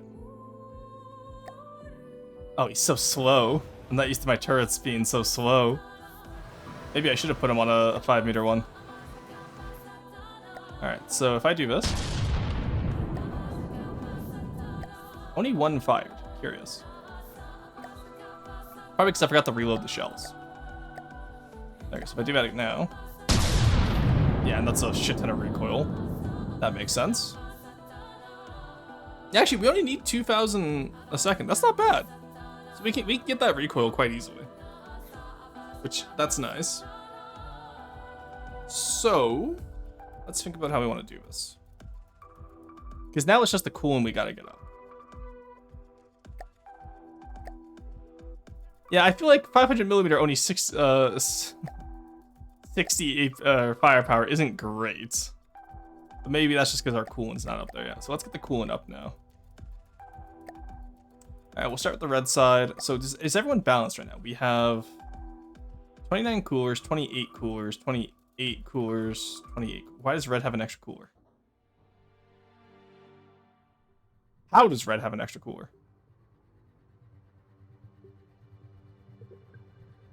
What?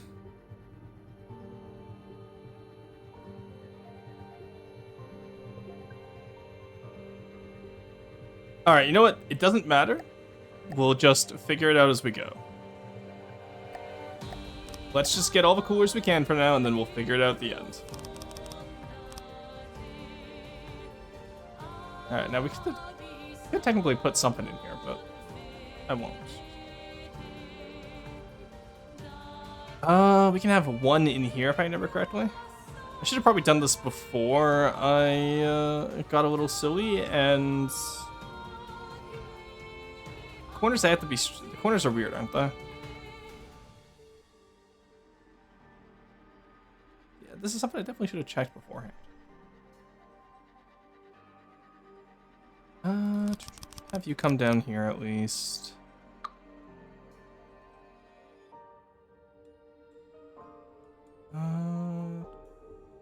I don't know if I think this was one of the ones we could have one in, right? Well, we can just test it. This is a very easy test.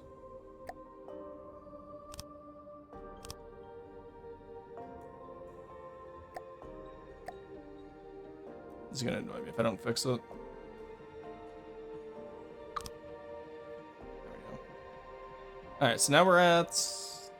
Hey, we're exactly at 12.6. So each one only needs like one lane. So that's 50 coolers each. We can easily get that, I think. Which means we have a lot of room around the place to do whatever we want to. Neck? Well, no, because the red should have the same as the green then. Or the yellow, sorry. Because the neck is the same. So the red had an extra one down here somewhere, which I was unsure of.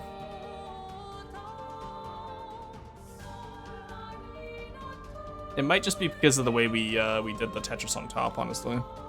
Yeah. Yeah, so we can put the recoil down here. So which means we probably could have put ejectors in here. It wouldn't have been too hard. But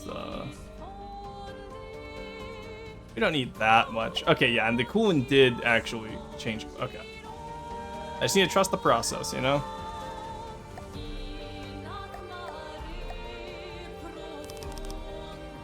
It's hard to trust the process when I've never done the process at this scale before. So this means we actually, what? Yeah, we're only an hour 30. We're definitely gonna get to the hull building today, which is crazy. I did not think we were gonna be able to do it today. Put you here. But this also means, we did our autoloaders inefficiently, unfortunately, because we definitely get more autoloaders in here.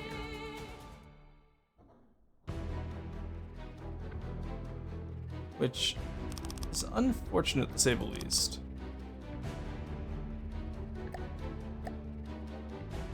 If I connect you up now, how much is that gonna put me? It's 12.4. Yeah, I just need like one more. Just put it here. There's 12.6. Okay. That's not bad. Yeah, and then if we have to, I was thinking of just putting the recoil dampening up top, but if we can, let's put it in the hull. That'd be great. And then we just keep the gauge increases in the turret cap, which means we can armor them quite easily. If I'm not mistaken. If this works how I think it does, then this might actually go better than I thought it would.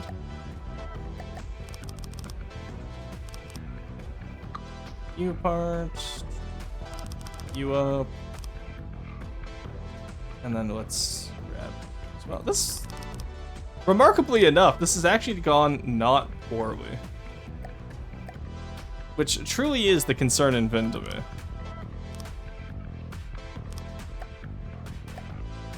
God, this music goes so hard. Alright, now we just need free over here as well, because... Oh, no, we need one more. Put you here, and have you as a splitter. Splitter! There we go. I had to make a dual turret with HE pen and I'm over pen in the Atlas. Nice.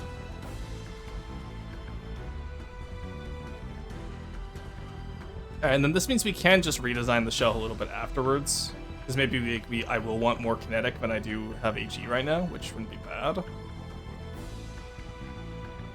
Wouldn't that reduce the firepower, though? Painted differently, aren't they? How do you get the overpaint? Yeah, it's just the paint. So I learned this trick from Potat to just color code my Tetris. It makes it a lot easier when someone else is looking at it to diagnose if there's a problem.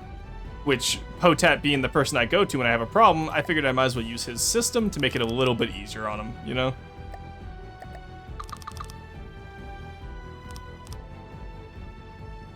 But then again, I don't do APS very often, so this is part, like, if I fuck this up, it's just part of the learning process, you know? No big deal.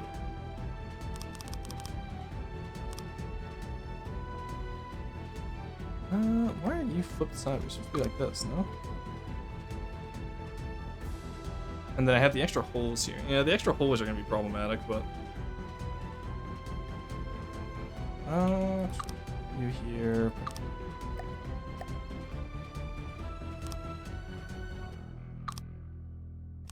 Okay, and then we're at 48 with you. How did we have even less with you? I'm so confused by this.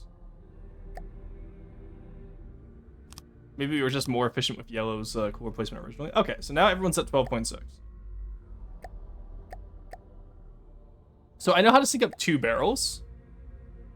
How would I sync up all of them? This is APS 5, presumably. Yeah. So I probably want everyone synced up to 5, no? Because that way it fires from left to right.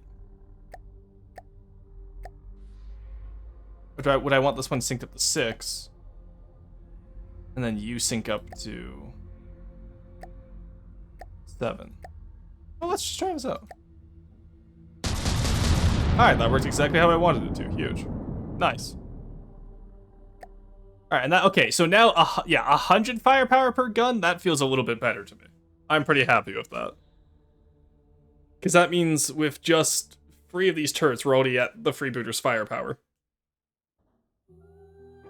which feels like a good level to be at. Because we'll probably have...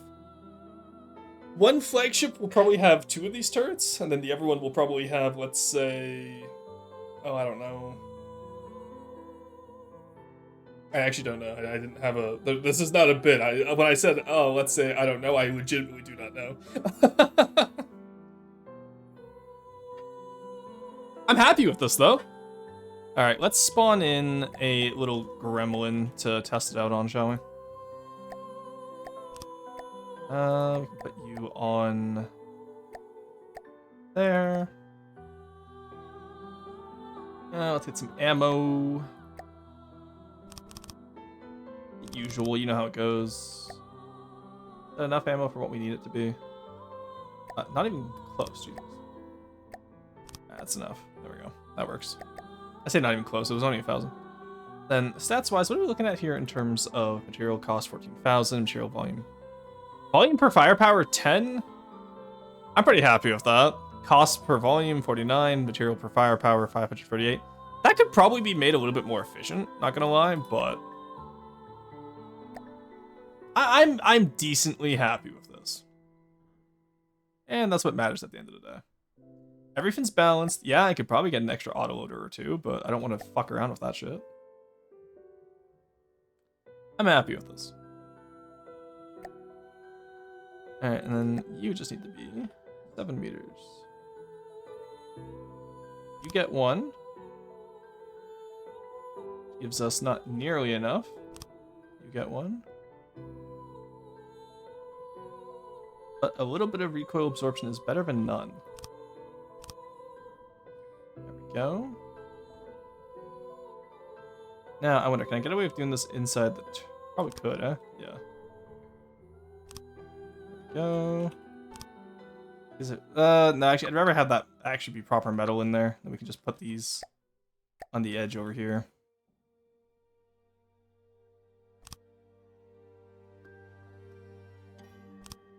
There we go.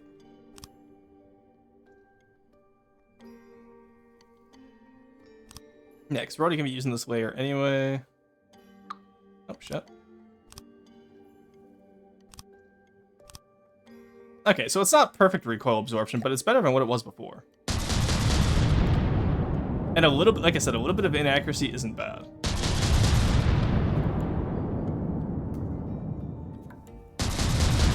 And then 1 shot every 5... Okay, I'm happy with that. 1 shot every 5 seconds. Or 5 seconds per shot, sorry. Efficiencies for nerds, making reasonably big guns. What if it is, this actually isn't unreasonably big. This is only a 17 by 17 Tetris. I could have gone to 19 by 19. Which may have been easier with 4-clip now that I think about it, but... The other option too is I can always turn it down to free clip later. And go from there. This is honestly pretty reasonably sized. Yeah, because like for a craft that's going to be like 40k volume, this feels reasonably sized. I never did bigger than 11 by 11. Fair. Get a seat? No, yeah, have a good one, M3.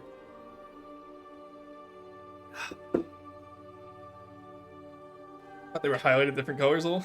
That's funny because APS is the majority of what I use. Sometimes I do missiles as support damage or for anti-small air targets, but that's what I do mostly cram and missiles. Missiles are like, missiles have not changed since I was a wee lad, so that's the system I know best. Everything else I've been slowly relearning. But cram is just yield custom cannon Tetris at least. That's not too bad. Alright, let's get rid of you. Now, let us... show me a Marauder. Actually, I guess show me the Balmung, no? Because, like, okay, so what's an easy and medium? Banshee, Argonaut, Reef Shark. It's the first time I've ever tested against Steel Striders. I normally don't have to. Let's spawn in the Argonaut. Thank you, very cool. Okay. Just want to see how much damage it looks like it does. Okay, completely missed. Very cool. But what we expected. Alright, so it does some confetti for the smaller stuff. What about the hull down here? Does That's one volley in there. Yeah, so it barely gets rid of metal. So I will want to be swapping that out for another kinetic piece, I think. Could even do a pen depth fuse if I wanted to. And then honestly, what if we do just... this is meant to be a target against bigger guns, right? So, or bigger ships. So... Oh, it's just very hollow. I just thought we weren't doing any damage. I will say the Argonaut does look pretty good. Who did this? Fudge, that makes sense. Fudge is a good builder. Because the option is we have the shells go slower. I know you said 1100 is optimal, but what if we had the shells go slower but more damage? You don't have enough pen to have pen def be worth? Yeah. You are also firing at an 80-degree angle. This is true. We are getting a little bit more through it now that we're taking on more side shots here.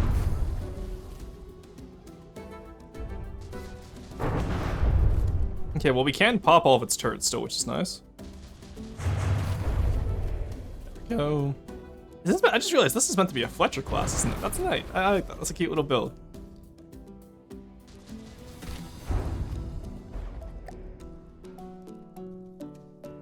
Alright, so I do think we want to change out the shell to have a little bit more armor pen. That means we need a solid warhead body, which I don't think is actually allowed for Deep Underguard. So that takes us down to... takes us up to 400...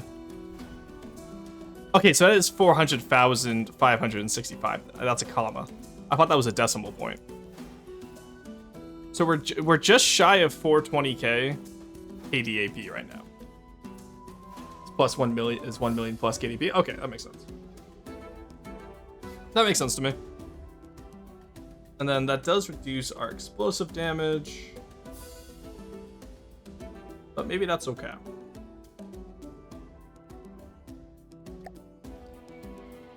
Okay, so we have the new shell.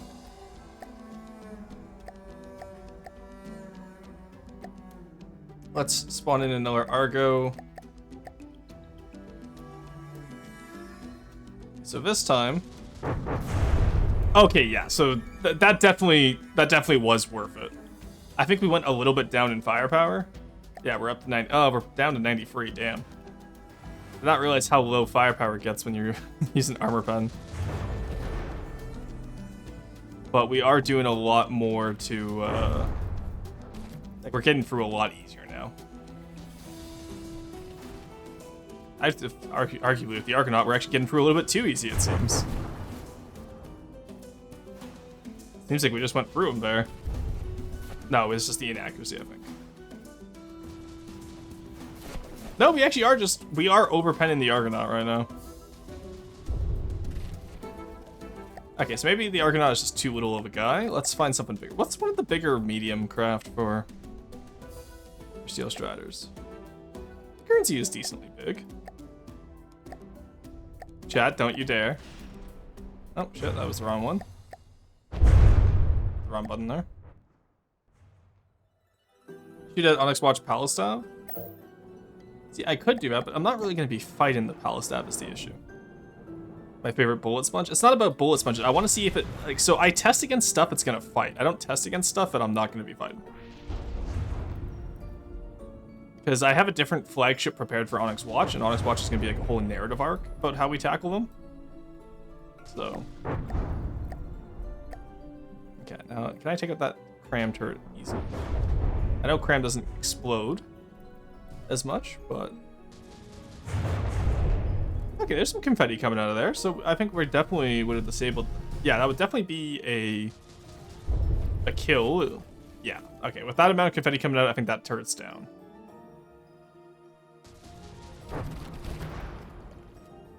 Okay, so it is entering and then exploding as it goes through, so that's pretty good. Well, I'm still concerned about overpenning some of these larger... like, I should not be overpenning the Guernsey. So maybe, honestly, maybe we don't need that solid warhead body. Or maybe we go to... what about semi-armor piercing AG? Would that be worthwhile, do we think? I gotta make it a hydrate. Because I'm thinking, yes, like, what this one turret may not be able to get through the armor with the first shot. Also, I need to see if we can hit it. Can't aim in that direction. Okay. But because I'm wondering if we're gonna have like 3 of these guns on. Oh, I guess 2 of these guns, because for the battle carrier, this is gonna be a front sider. I do like SAP if rail isn't allowed. Rail wouldn't be allowed. That is true. I will say it's quite satisfying to see the quad barrels fire like this, though. Okay, we check off one of their turrets there. There goes the other one. Now, can I hit the other side turrets? No, I'm taking out too many turrets. Okay. Okay, honestly, I feel like I can get away with this. Like, we're not gonna beat any godlies with this, but it doesn't need to, right? We design according to what we're facing. We're not facing godlies, we don't need to design to counter godlies.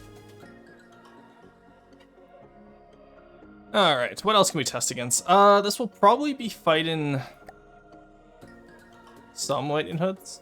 Kilowatt and the megawatt would actually be nice to fight. Just knock you for a second, please, thanks. So, are we fast enough to keep up with them?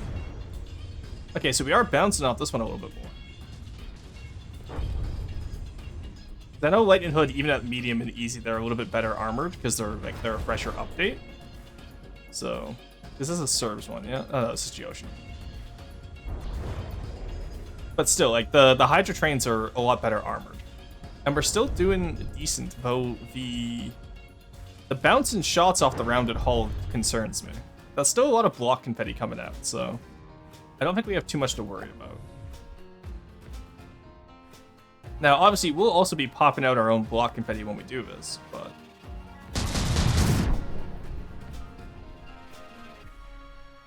I think we'll be okay. Yeah, now we're going back to overpending as well.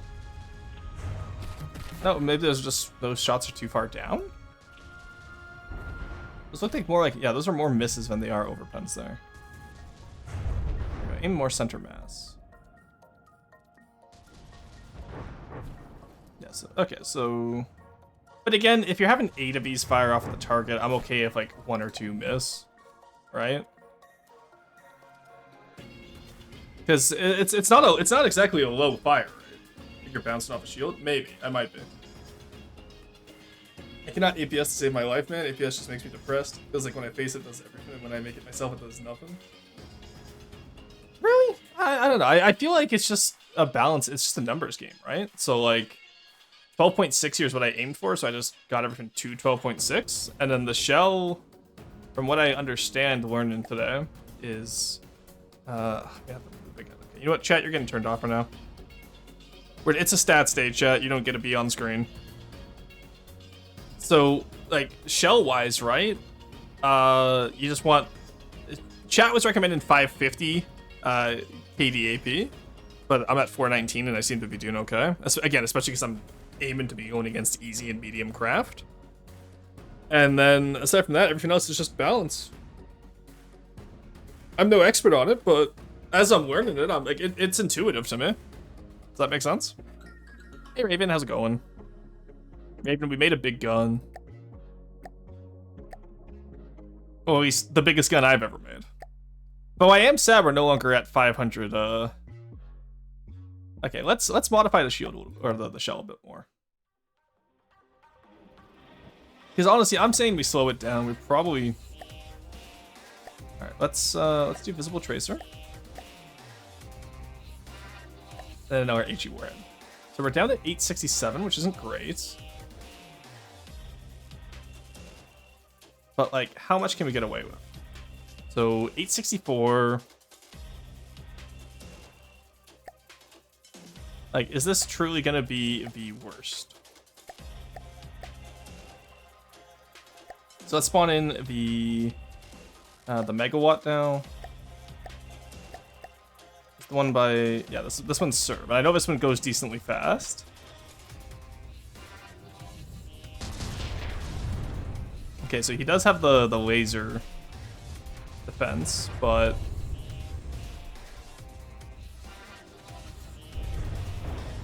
Now the thing is with the lack of impact there, like that feels like it's doing less damage than before.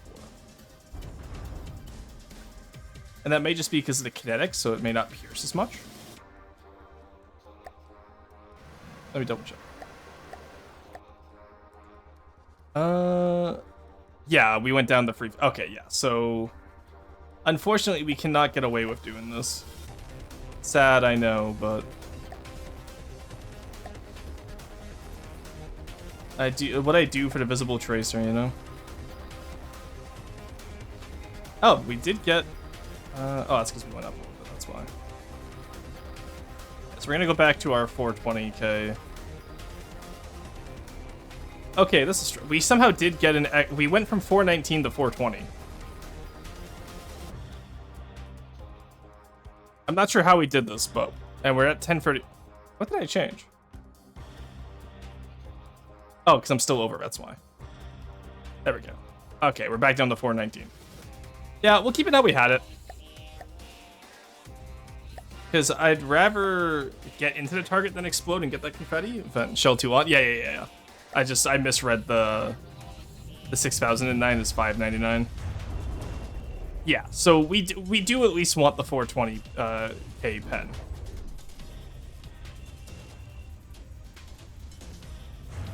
Yeah, because Lightning Hoods has interfered with our war every time we've played a campaign. So I feel like testing against them isn't the worst idea, even if they're not the intended target.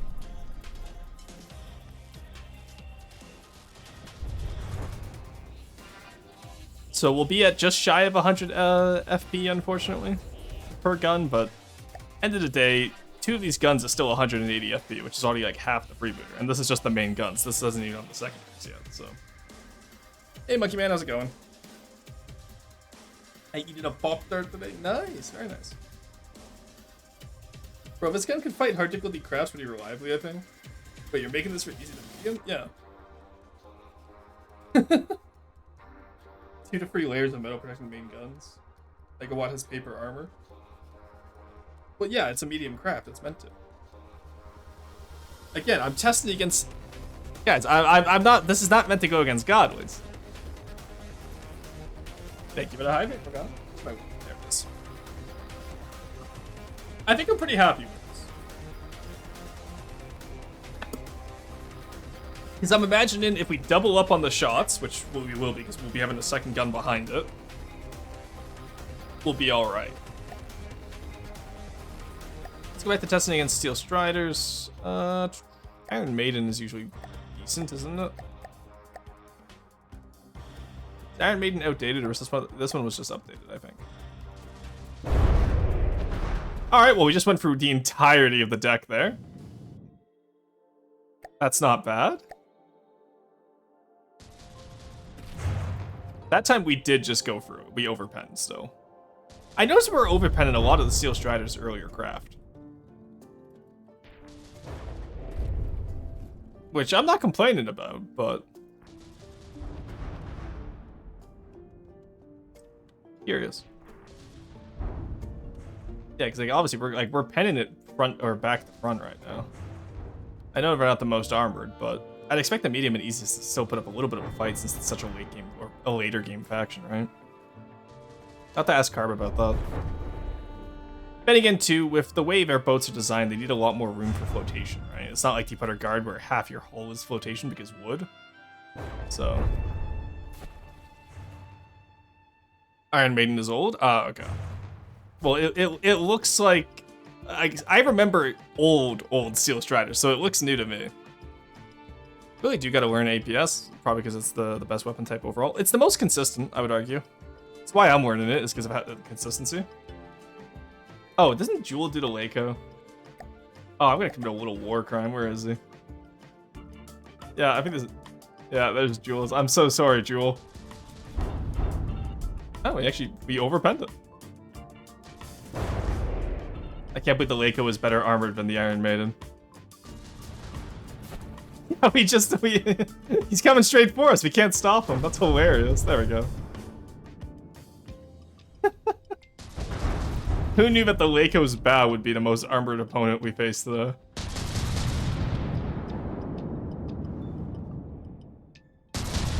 There we go. We'll have smaller guns to take him out. And then what else do we have? Ooh, planes might actually be worth testing against with this. Like the Albatross, for example. Like that's too high up. Well, these aren't the anti-air guns, so. Okay, let's wait for it to move out and see if we can hit it with the main guns. Because obviously, in a real battle, we'd both be moving away from each other and towards each other. There we go. We did hit it, but it was only a glancing blow, it seems. But we are fast enough to catch up to it. So not the hit, yeah. So it's not the hit a moving target, which makes sense because again, it's not what it was made to do. Now, if it's direct approaching us, I think we can hit it fine, unless the AI doesn't want to. Okay, that was one hit. Not a lot of confetti. And then now it's within range. Okay, so we'll need proper anti-air guns. Because, okay, I'm going to talk about something controversial here, chat. I think putting AA mantlets on your main guns is stupid looking. Swap to the 1 meter vertical ones because the turrets handle horizontal traverse anyways. True. I still think that, I think it looks stupid to have your main gun be able to elevate as high as your AA guns. Use 1 meter elevation mantlet? I will not. Main guns firing at planes looks stupid, and I will die on this hill. Your main gun should not be firing at AA. Hey Bone, how's it going? Bone, we did a quad barrel Tetris. It's a little bit space inefficient, but I am happy with the performance of it. Did I just make my main gun able to do it so soon? Let's just make a better AA gun. Just use pellet pits. That's what I do. I'm not talking about the AA man, just the elevation one to get a little bit more. How much is it? Is it gonna look dumb if I put it on? 5 to 20 degrees.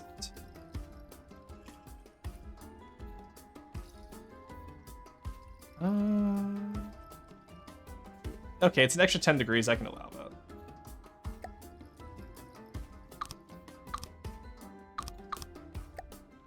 I severely detest when people's main guns can hit planes.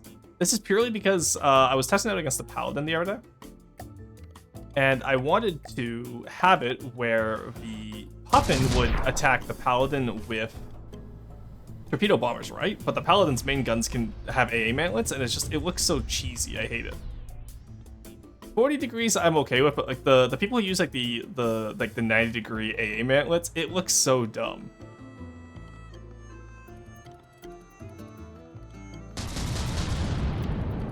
Even that I would argue is a little bit too close, but I understand this is going to be one of those aesthetics sacrifices for the sake of gameplay.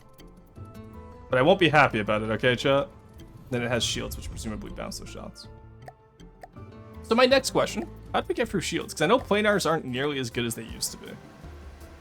So, is there an APS shell that can get me through shields? I assume Deep Card wouldn't be allowed to even if this requires, but I am curious about it now.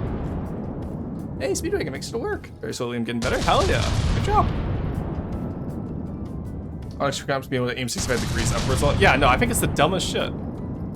Disruptor tip? Ah, okay, thank you. Yeah, I don't think Deep Underground would be allowed disruptor tip. But it's good to know, at least for other factions. Because I would love to have like a faction kind of like the Stellaris Unbidden, where it's like all energy weapons, and then like the APS just has disruptors to break enemy shields. It'd be really fun. Oh, is he just gonna be an asshole and circle around me now? What a bastard. You just kind of gotta eat the fact that shields can bounce shells, that's fair. Paladin uses 3 meter elevation mantlets? Yeah, I hate it. It's so silly. There we go, hit its engine. Or its ammo, maybe? That's an ammo explosion. Oh, and a fuel explosion, huge. Hit him again. Hit him with the silly. Yeah, so we're bouncing off the tail right now, like the shield. Presumably there's a shield on the tail. There we go. Alright, yeah, I'm happy with that. Alright, that works. Your Honor, his main guns are hitting the plane. Yeah, I honestly might switch back to the Omni mantlets. Though I think at like 40 degrees elevations, it should be fine. But like, I don't want to have like the 90 degree elevation on the main guns, right? It looks so stupid. Weapon tip kills shields as defense, but secondary stuff like frag sandblasters with initial fuses works to get through them. Okay. can understand the 3 meters elevation sideways for some kind of gun. Like, if it's a casemate, that's fine. And if you're... I want guns to look like how they're supposed to. It's like, I have the same thing with planes, where planes should, like, bank the turn and all that. But the biggest one for me is that this looks like a main gun. This should not be able to fire 90 degrees upwards at a plane. Does that make sense? But I know you're talking about aesthetics, not realism, but IRL battleships main guns could elevate that much. They could, yes, but they wouldn't be moving sideways fast enough to track planes. Unless you're Yamato, but still. Yeah, exactly, right? Like, I understand, but yes, they can elevate that much in real life, but I have to change that in game because the in-game ones will always try to track planes, and the turret speed is fast enough that they can. Now, can I change the turret speed? Why is this stuff that I've never considered before? Well,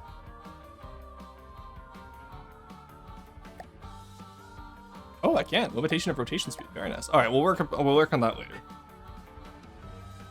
I just limit the turret speed. Yeah, that's what I'm going to be doing.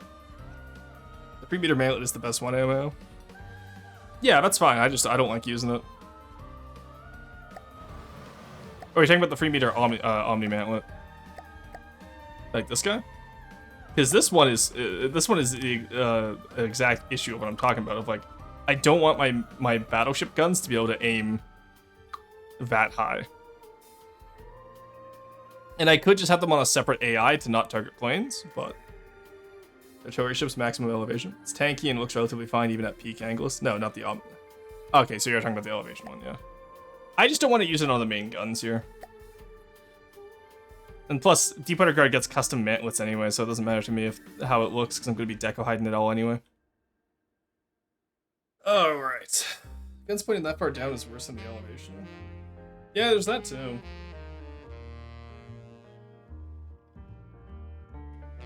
Hey Melazor, how's it going? Alright, so now we gotta build a hull around this bad boy. So, armor scheme wise, we have quite a few options for today's perusal. Actually, is there anything else we want to test against first? I feel like we got like all of the low tier Steel Strider's heavy hitters out of the way. And like it works against Lightning Hoods. It's not optimized against them, but Lightning Hoods we're gonna be fighting with a different flagship anyway. Guns have great depression. No, kind of put the up and down mantlet sideways so the barrels just aims directly up to shoot planes. Iowa's main guns elevated from -5 to plus 45 degrees at 12 degrees per second and rotated at only 4 degrees per second. All right, so I'm actually happy with that because we're at like what, -10 to plus 40? We're between 20 and 40 degrees. Oh no, we're between -40 to plus 40, okay. It is up and down. I'm okay with that, honestly. I think that's okay. Like that works for me. I'm happy with that. Vaporize a Marauder, why not? Yeah, you know what? For old time's sake, we haven't tested against Marauder yet. Sure, why not? All right, you're already God moded. Come on over here, buddy. It's your time.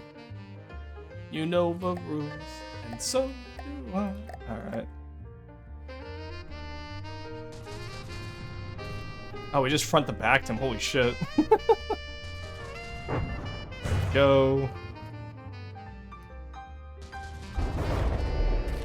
Oh, yeah. That is a mission-killed Marauder right there. Anyone, for those of you watching at home. The AI is right there, I believe. No, it's in the metal box. There we go. Alright. And that is a dead Marauder. See, all the Deepwater Guardcraft I know so well that I can just target the AI box, whereas with like every other faction, I'm like, oh, okay, I don't know where I need to target it. Because the majority of my flagship's main guns will be manually aimed when I'm playing. Because the whole point of having a flagship is that I will be on board, right? Alright, now we just have to make a turret cap for this bad boy. And probably some armor would not be remiss either, now that I think about it.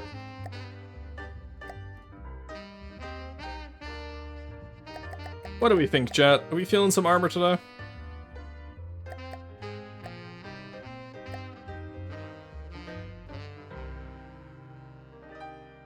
was gonna say, why is it longer than it is tall? But no, that's just... I don't need it that much taller. Alright. Now, 4 meters sideways, despite I don't like using sideways blocks, is still better than 2 meters tall, like, top-wise, I assume, health-wise, so... We're gonna stick to what we know.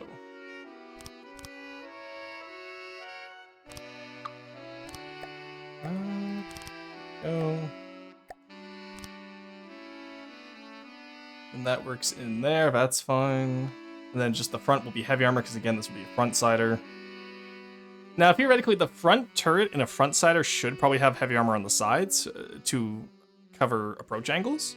But the sides are going to be like the actual sloped armor, like the proper sloped armor, so I think we can get away with the carousel for now. We can always come back to the drawing board if it ends up that like we're dying too easily.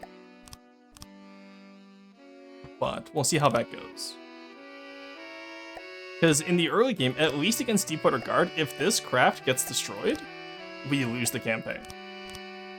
And then over time, I'll unlock other designs, which will let me have like a little bit more flexibility. But in the early game, at the very least, if this guy dies, we lose. Which I think will be a fun little mechanic to play around. And I'm sure I will not regret saying this now. There we go. Alright, and then just take you out, take you out, take you out. You out, take you out, take you out. Realize that I did this wrong. Because I actually want this to be like this. And then we can just cap him over with some metal. Which, because it's metal, I don't have to worry about any pattern. Very nice. Probably have it all going the same way, though. At the very least. I can have some class, you know? Go.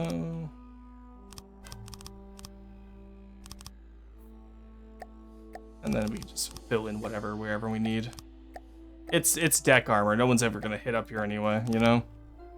Located so many tank bodies that I want to try making. One's not actually tank, but it... Shut up. Okay. That melody sounds familiar. Which one? Glare Obscure? Or me saying, I don't care about deck armor. Because both of these should sound familiar, because I say both of them quite often.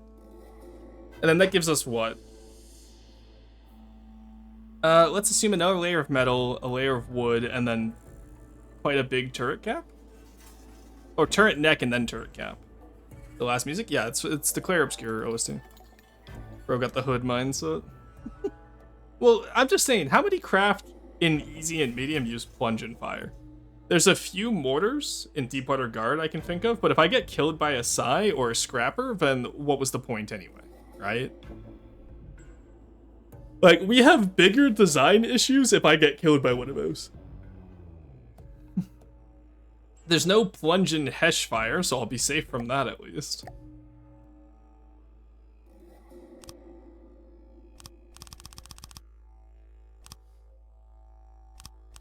So we'll do one layer of... sorry. Do one layer extra here. And then we'll put on the presumable deck layer. Alright, that looks decent enough. Alright, so now we take you. That's the wrong way. Move you up here. There we go. Then we can move you. Actually, let's keep you at the same level. Let's put, what is that, like 5 blocks between 3 blocks, 5 blocks. Let's say 5 blocks between you, and then we can just raise the neck on this next one to go up. Upside down so it can hunt down submarines. Ugh, disgusting. Alright, now we take you, sub-object mode, and we wait, because I realize I probably want to wait until I have the turret cap on anyway.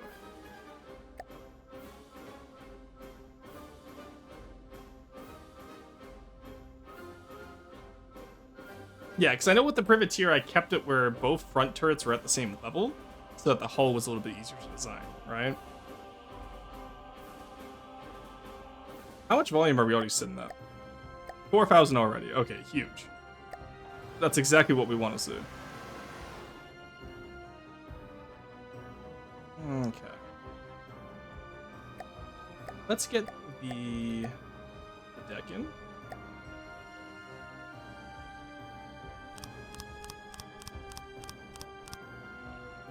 Go. Oh, perfect fit. Let's go. Huge. Go. Connect up the rear guy. Get him perfectly slotted in over here. I can't even complain about that. That's just great. And then how do we want to do quad barrel deep water guard turret cap? I do, like, most of my design work has been with smaller turret caps. So this is going to be curious, I think.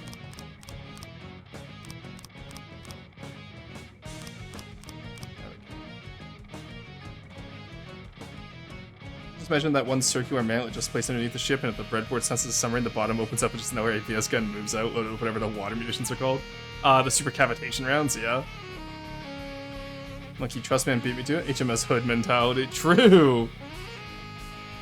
Look, that's more deck armor than I've ever given anything in my life, okay? 2 layers of metal? They should be honored that I gave them 2 layers of metal, okay, Monkey Man? Just the ultimate no you Uno reverse. And like I said, you know, if the sailors die, then that's a good narrative device for us.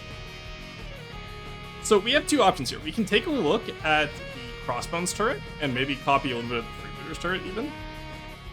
Or we can say, fuck it, we ball, and do a larger privateer style / ransack style turret. What are we vibing with right now? I'm kind of vibing towards the Crossbones / Freebooter. Like having a bit more circular turrets, right? You know what I mean? Ah, there it is again. I said it again. Because this one is probably for the battle carrier. So all the other weapons on this design are going to be like smaller scale, like secondary weapons and tertiary weapons. Let's put 2 layers of wood armor. Well, that's what we have 2 layers of metal and then 1 layer of wood. It's technically armor. True.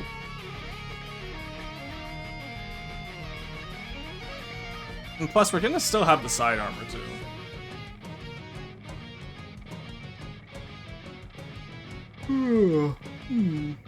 So I'm trying to envision the turret cap right now. That's where I'm struggling with right now.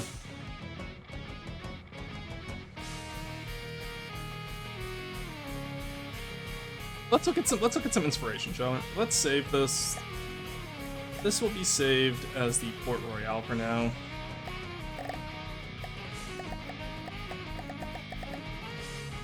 I think this will become the carrier.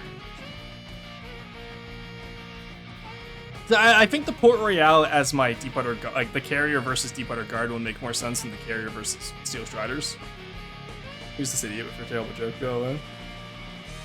I honestly, I didn't even think about that. Don't be self-deprecating. There's no reason to be that. Is the gauge increase going to be stored in the turret cap? That was the plan, yes. I guess, though, technically I do have room inside the Tetris for it, don't I? I do have a few holes here and there. I need 8 gauge increasers. But then the recoil absorptions just wouldn't have as much room either, you know? Hey, Araya, how's it going?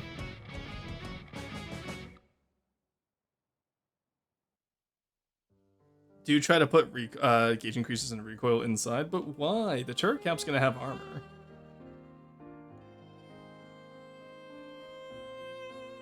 I guess I could, but it wouldn't be the same, you know? Going well, how goes Shalarg? I haven't played that save file recently. We kind of finished it. And then the Stellaris video is about 85% done, but it's not going to be the Free State of Shalarg one, it's going to be a different one for this first one. By Archaeologist Vtuber. Yeah, we're gonna say I'm gonna veto that decision and just say fuck it. The gauge increasers go inside the turret cap. Turret caps tend to go before the armor will. Okay, but if the turret cap goes, then assume it gets popped anyway. Like, what's gonna? Okay, the question is again, Morgana, what is going to pop the turret cap on this? Because I'm looking at medium and easy right now. I ain't seeing much. Well, it's tandem heat. Say hello to my little friend. Okay, but which of these designs uses tandem heat? That's my question. Oh, fight in medium and easy. Yeah, so the Deep Water Guard campaign is played on easy only. Or the Deep Water Guard only campaign is played on easy. So I'm assuming, again, like, I'm designing for what I'm fighting against, right? We're not going to be doing a Deep Water Guard only campaign on Godly, for example. That's just silly. As fun as it would be, it is silly. Make it easier to make the cap, though. But I want the cap to be about this size. Because that feels like enough, like, rear weight that will be okay. But Rostin, what if one of them has a say-in? Well, let's see how big the crossbones turret caps are, shall we?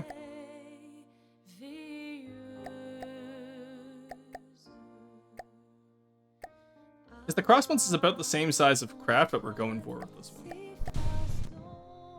I just wanted to do like a Dunkirk style turret instead of the triples. And also I heard triple Tetris is apparently harder than quad, so. So actually, yeah, we're a little bit longer than the crossbones turrets right now. But that's also cram. So that's what, 4, 2, 3, 3. Okay, so it's about 11 blocks long. Okay, so maybe we can fold in some of it. We need to. I could fold it going upwards if no, let's fold it going downwards. I have an idea.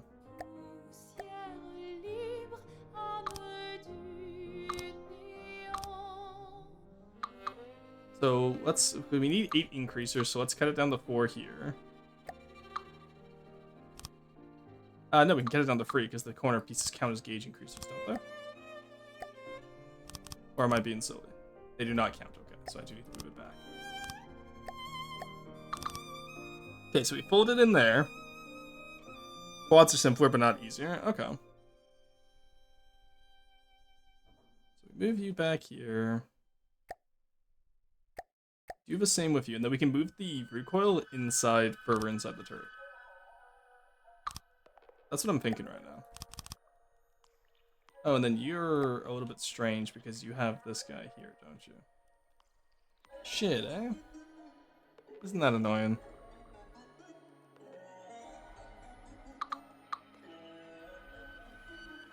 So we'll need you. Okay.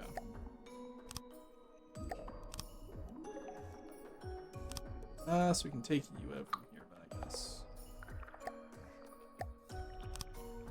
There we go. Alright, so we shorten you down. Then I guess what that means we can do is take you. And then put you in here. And then just have it match the side each time. Can I get away with that on the bottom as well? I can if I do a 5. Okay. Perfect. Alright, so we fold that in. That makes the turret cap a little bit lower, and then we can just reduce the barrel length as needed. Brain lag, misinput. It was a misinput. Barrel cap is necessarily hard. Yeah, no, we're talking about EPS. No worries. Coolant? Yeah. Ugh.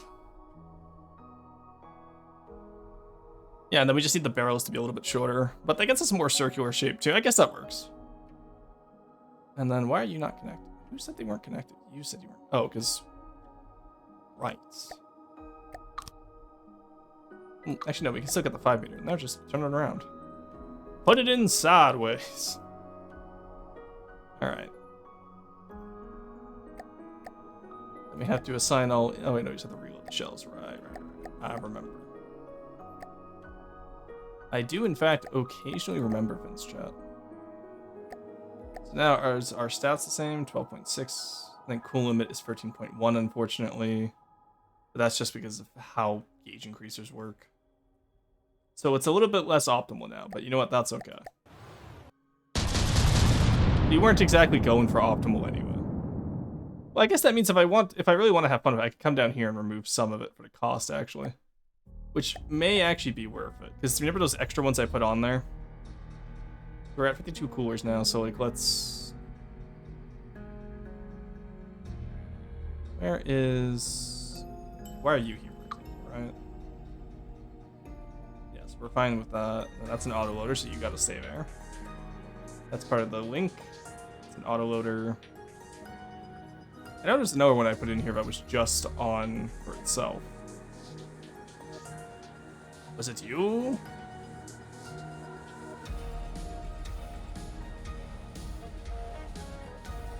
It was you, actually. Alright, that works. This is just to balance it down so we still stay at 50 coolers so that we can get away with a little bit cheaper costs. Autoloader. Gauge cooling line. Autoloader. Oh, so it's probably you we don't need then. Which means you can be converted into a brainy. South 1, that's the autoloader. I know I put so many extra ones in here. I'm just trying to figure out where they all got off to. Where'd they all go? You? Nope, you were an unfortunate one. I know you are hiding extras around here somewhere. It's so much easier if I could actually see inside, but shouldn't have put the metal cap on until I was finalized this. An autoloader connector.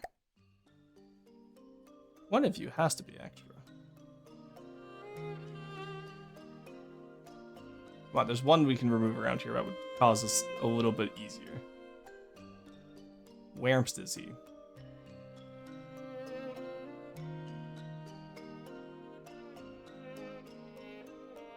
Well, why are you like this? Why can't I just do this, this, and then get rid of you? Now we're at 49. Fuck. Okay. God damn it. Oh no, defeated by my one weakness, hubris. How bad is it if I just put you in here? Ah, that works. That works. All of this for the sake of saving the cost of 2 coolers. My kingdom for a cooler. Okay. Same with you.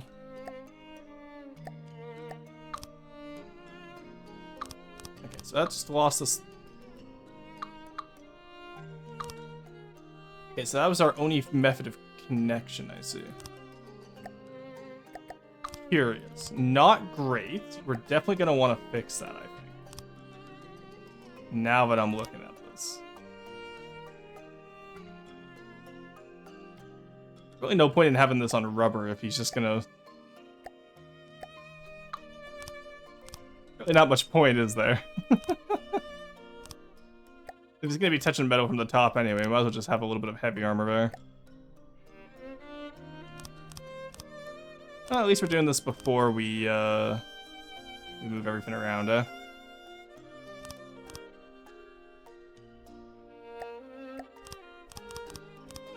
There we go, that makes everything connect at least. Now, how are we looking for balance? You're at 50, you're at 49 again. Why are you at 49 again? I thought I fixed you. The fuck you mean you're at 49 again? Alright, you know what? Fuck it, whatever, we ball. You just get a random cooling. I don't care about how it looks anymore. Just get it done. Alright, 50. You're at 50. You're at 52. That's an autoloader.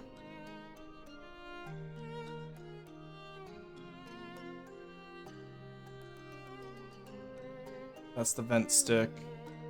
It's an autoloader.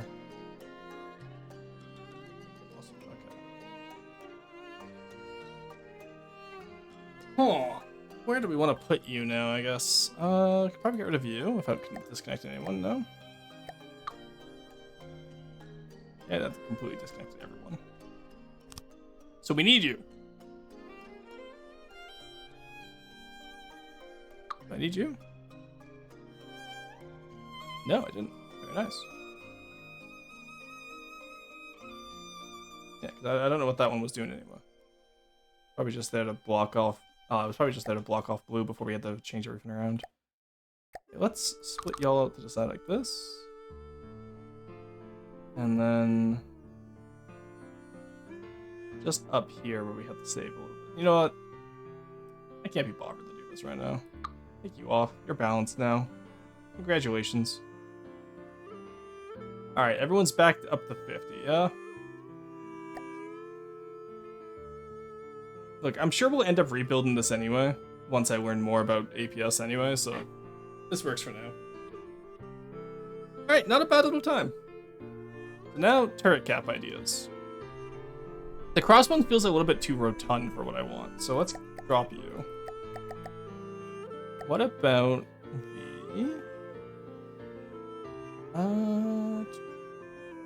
Who else would have a decent one? Like the Raider? No, not the Raider. The Ransack. I've already used for the Privateer. Maybe Plunderer style turrets, which are just smaller crossbow turrets, I guess, but...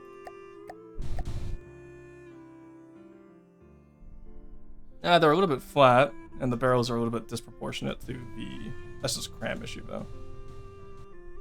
I like the rangefinder on them, though. What if we do a mix of Plunderer and the Ransacks? Let's spawn in the Privateer.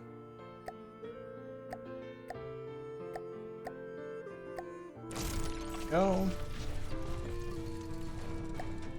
Alright. So, like, maybe either side we have these? Almost as if it's a double turret instead of one single one? That's what I'm thinking right now. No, because we should probably keep it so it's...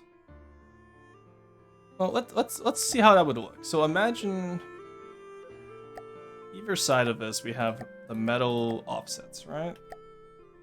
We are building on the right one, nice.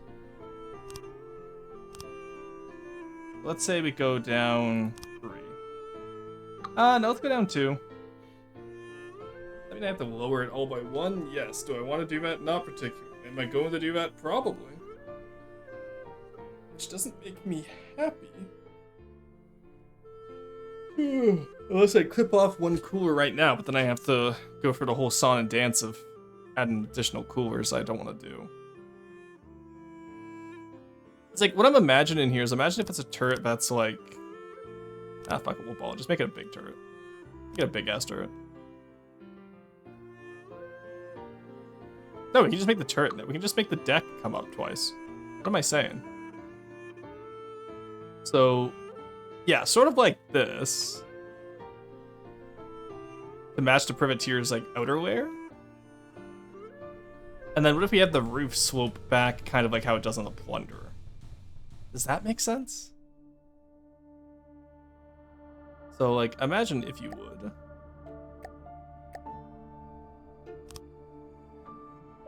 Metal there. Oh, I did it over here. I think that's not how I did it. No. Not at all how I did it. What am I cooking?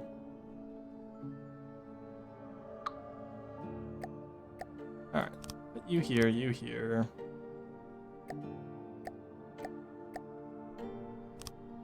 And that should be sunk in by 1, yes? No, I did that the opposite way around. Alright. You come here. It's been so long since I've done a deep water guard turret cap, honestly. I love doing them, but they always throw me for a loop because they are remarkably intricate. Let's do main here, actually, instead of rim. You come all the way up, yeah? All the way up to the mantlet, which we have acquired. Actually, here would probably be where you stop. And then... Hey, Sonny, how's it going?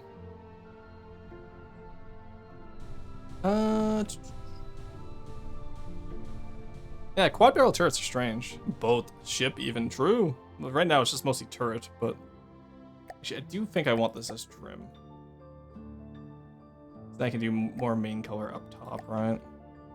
You can blame the Spain on main. Or something along those lines. Hey driver, welcome back. Meep at work, so can't stay. Have a good stream. No worries, Kipple. You have a good time at work. Not to worry, my friends. Let me do free meters back instead. It's like, obviously for the privateer, it just goes into a flat part here, but I'd like to have a little bit of sloped forehead, kind of like how the plunderer does. So maybe we do take it 4 meters.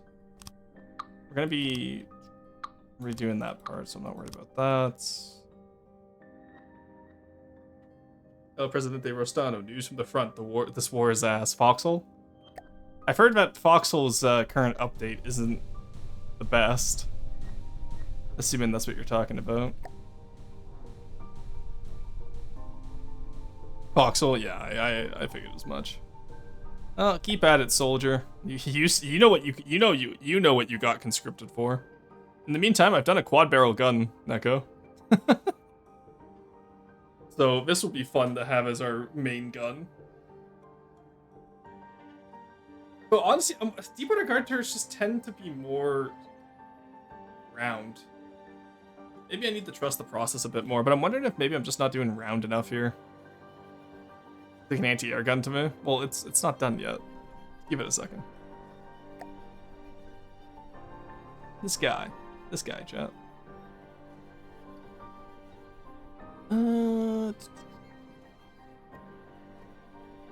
Honestly, I might switch back to the normal mantlets instead of having the extra degrees of elevation. We'll see. Hole. What do you mean, hole? Well, there's... Which one? There's so many holes on this craft. Alright, let's do purple up top and then just square back. Okay, that works. That works for now. So we want to have this. We'll worry about the full paint later. I'm just trying to get the... Okay, that's circular now. I was right. I needed to trust the process. If you're ever possessed by the spirit of Corey there for a second. It'll be fine. And then instead of doing like the side cheeks that the plunderer turrets have, we can just do the privateer style offsets maybe? Not sure. The issue always comes when you try to ramp up a design, right? We're gonna have to definitely shorten the barrels down a little bit. So probably do 7 of each instead of 8. Then that takes off 2 blocks. I think that'll make them feel more proportional. But then again, these are meant to be a battleship's guns for once. I'm going for the pain of downsizing the battleship. If I don't and just crawl for a bigger version, it'll easily hit 1 million resource. Yeah, that's why I set out my dimensions first.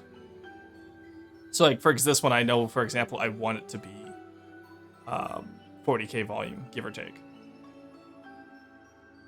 Then again, being a carrier, it's probably going to balloon over that cost. 45 is my absolute cap, because that's about the same size as the crossbones. And I really do not want any flagships bigger than 45. But then again, sometimes you start creating, right? You start building, and there's no reason to stop building. Oh, sleepy little guy today. I stayed up pretty late last night editing, so... Oh, we are actually at roast, though. So, you know what? We're going to save this here. We will save the Port Royale. I'm happy that we got started on the gun, though. Because, like, this... I will say, this is satisfying. You know? Though, I will say, APS could definitely use some sounds. I noticed the sound mod for it to make it sound a little bit beefier. So I might get that at some point. Going off an image from World of Warships. I don't like the original design of the ship IRL. The more broad deck makes it look better to me. Okay. But you can still scale that down, right? Like the Privateer's been redesigned a few times to be scaled down. Now he's finally at the right size, so he's not the same size as the Freebooter. But again, the Freebooter's going to be 10k volume bigger when I eventually redesign him.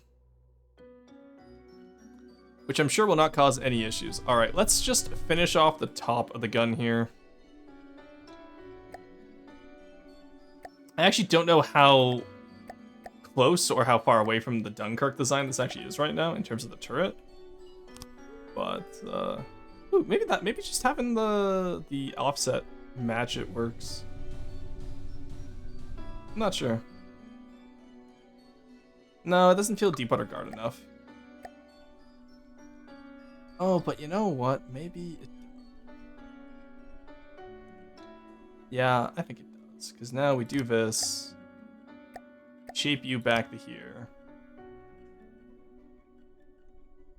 Any faction have yellow in their color scheme? Yeah, TG. And Deepwater Guard has a little bit of gold, but people use it incorrectly.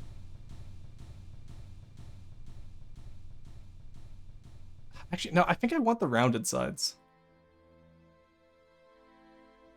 Unfortunately.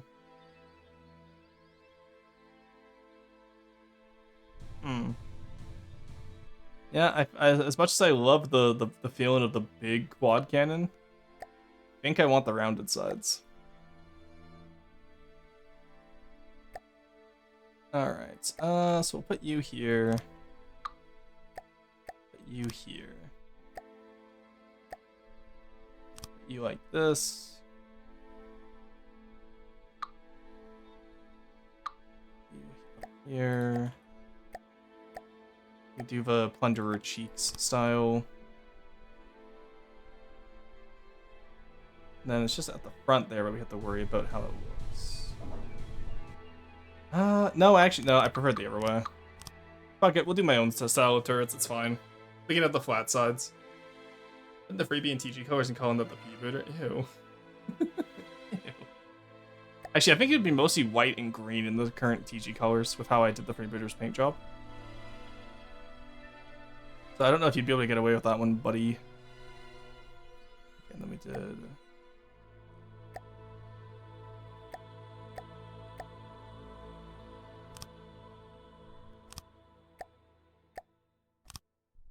Do something like that.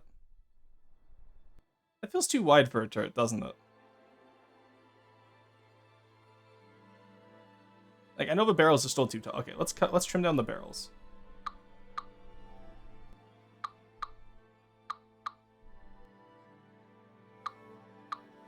Yeah, we'll do the barrels properly. So let's do 3 barrels now. And 4 at unpainted. 3, and then muzzle brake at secondary. Okay, that looks a little bit better balanced now, at least. And how much does that change our muzzle velocity? That really change our muzzle velocity event? Well, we still go way further than we need to. Let him go. Oh, look at the bounce too, huge. He's gonna go far.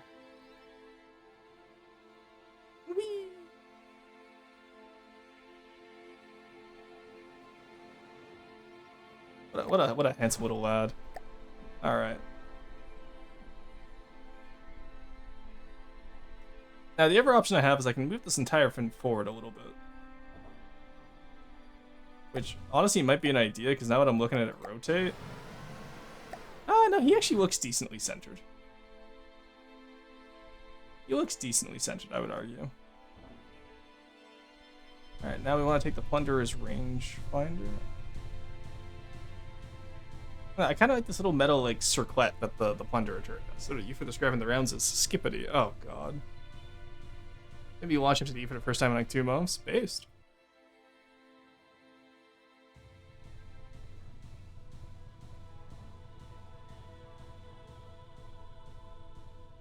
I think we need to round it off, honestly. I'm just not sure how we would. Let's try something and see if it's too much metal.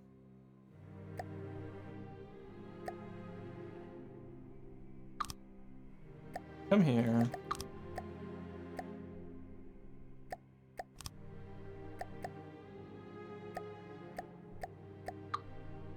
Because the the not rounded bits just doesn't work. You know?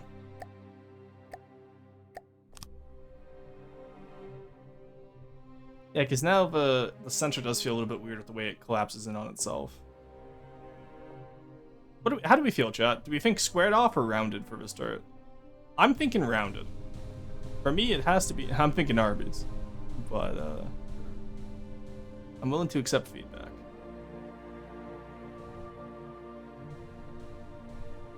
Let me put this in here. We can do more metal offset like here. I do like round, like some good old pre-dreads. Yeah, decently round and then just have the little concavity at the center to showcase where it splits the two. I think that works. Skibbity turret. Shut up. Oh my god. Oh, I hate Skibbity turret. That's going on the iceberg. Holy shit. Also, why did I not move back over to the right yet? None of you told me that I was still over in the center of the screen. My god, guys. Alright. Anyway, what are you working on today, Morgana? Because I've did all of the turret APS today. Or the Tetris today. And it really is just making this turret look good. That's the problem. Moving left and right a lot today, huh? Honestly. That's how it goes sometimes. We have a 2 meter center and then we square up there. Do I even want the metal base then? Maybe we just keep that wood, honestly.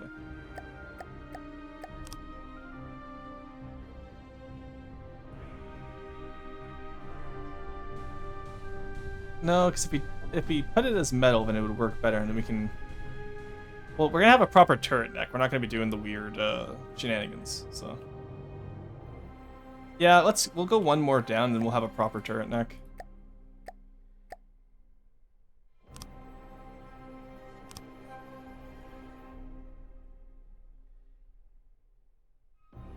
Actually, do we want a proper turret neck? Now that I'm looking at this. We can just have the turret be the... We can just round it out out here. That is a very wide turret, though.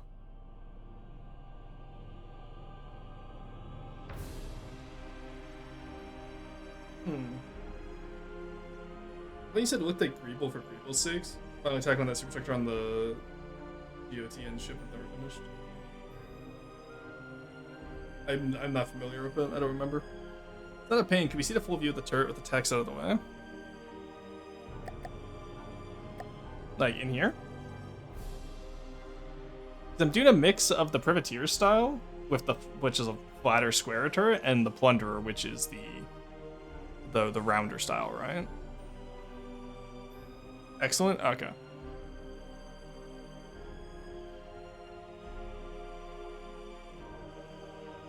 Yeah, no, I think we put this as the turret ring instead of on the turret. So the turret's not going to be like a spinning platform. It's just going to be on. So that'll be the ring. Which means the turret's only like 3 tall right now. So we could definitely add on. Maybe we do a central rangefinder like how a Crossbones does it. Give it the little bonnet style rangefinder. I'm not sure. Anyway, let's save here for today. And then I'm gonna quickly. We're almost. We can quickly run through roast. I don't think we're gonna have too many today. I didn't announce it like usual, so I think we'll be okay.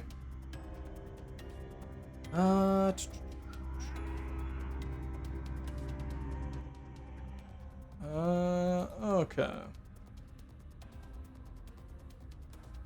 Let's figure out how we want to do this. Let's grab roasts. I'll close it. Close. There we go. Let's grab everyone from the last week and a half, shall we? We have the Gulch, the Messiah, Sea Urchin, Post-Gender Affirming Surgery Mamluk, Seagull, the Sky Skimmer, Hemboy Plane, oh my god, Stratus, the Deepwater Guard Fan Build, the Goss, the Micro Hell, the Finny-Mabob, and the KDN Aurora. Also, Monkey Man, I will be disappointed that you called it Finny-Mabob. I know you have better names. I want to see better names there, Monkey Man. Oh, funny ship and house ship. It's going pretty good. We built a funny ship today. We have a quad barrel turret. We're just trying to figure out how we want to build the turret cap. And honestly, now that I'm thinking about it, I think I want to go back and do a rounded front and then square off the back for the rangefinder. Kind of like not the Iowa. What was the one that had like the really excessive turrets in World War II? Was it Italian or was it Japanese? But like square rangefinder box that's a little bit raised and then round turret part. Imagine kind of like Russian tanks with the round turrets and then like the squared off rear compartment for the ammo. Something like that's what we'll do. Anyway, that's for Monday. Or actually, no, Monday we're doing a Vorian. That is for someone who submitted the Gulch because that's a blueprint backup. Oh no, you clicked the wrong file. Make fun of them. All right. Roast is clear. Good. I don't want to spoil anything in the future for y'all because we've had quite a bit cooking lately. All right, we got a few today. But yes, Monday I wanna try a Vorian now that I realize with a Vorian I can just make it so that they're all FTD blocks, and then I can shape them like that instead of having to worry about decoing. So I want it just pretty much a Vorian is pretty much just from the dubs building, but with mouse based building. So we'll see how much of a struggle that is. But all right, we have the fan build first. That's just the privateer. So actually, I like the way you did these turret caps. This is interesting. Okay, maybe I can copy that actually, because that's the round end squareness that I'd kind of want for the quads. All right, you know what, Orange? Maybe you get away with this one. I do like the horizontally tilted barrels though. Very nice. But then he didn't roast. Yeah, that's fair. Paddle wheels look good. Turrets look fine. Superstructure needs some work. Oh, you did the crossbenson like I did on the privateer. Very nice with the rounded cap there. It's one of my favorite features of a lot of modern Pathos style. Though keep in mind, keep it walkable.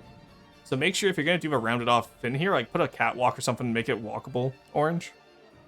I heard roast through the mic of someone in VC. That's crazy. And then your front back symmetry is a little bit much. Do keep in mind you're gonna need room for a smokestack and some other superstructure stuff. So yeah, ooh, roast time, true. But aside from that, you have a very heavy bow. You could definitely slim it down, but that's up to you. Not bad, though. Also, underwater ribs, though, Orange. Come on. No one does this. Stop doing this, people. It looks bad. The metal waterline should be where the ribs stop. So much boots on the board, but she can't float. True. Well, she's probably not internally complete, yeah? Yeah, no, I mean... Okay, you know what, guys? At least my Tetris isn't this bad. And here I was worried about my... Orange, what the fuck is this? Orange, what the fuck? I'm out here lamenting my Tetris. I'm out here... I just spent 2.5 hours refining my Tetris to make it look clean, and then... Orange, the fuck is this?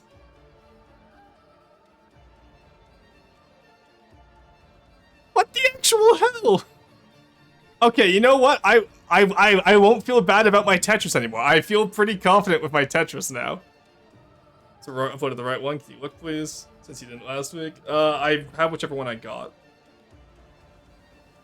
Is it at least a consistent? You know what? Okay, we're gonna turn this into Wrench's Wreckfest by checking if Orange has been consistent. Okay, so 26, 26, 25.6. Okay, so you need 2 more coolers.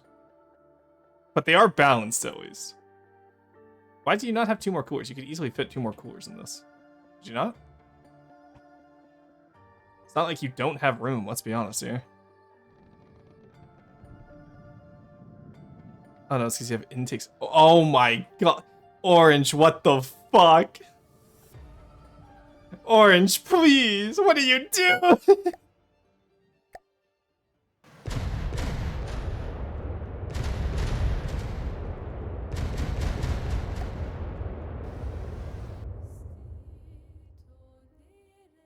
You know what, just while we're here, what shell is he running? 5-meter clip, that's fine.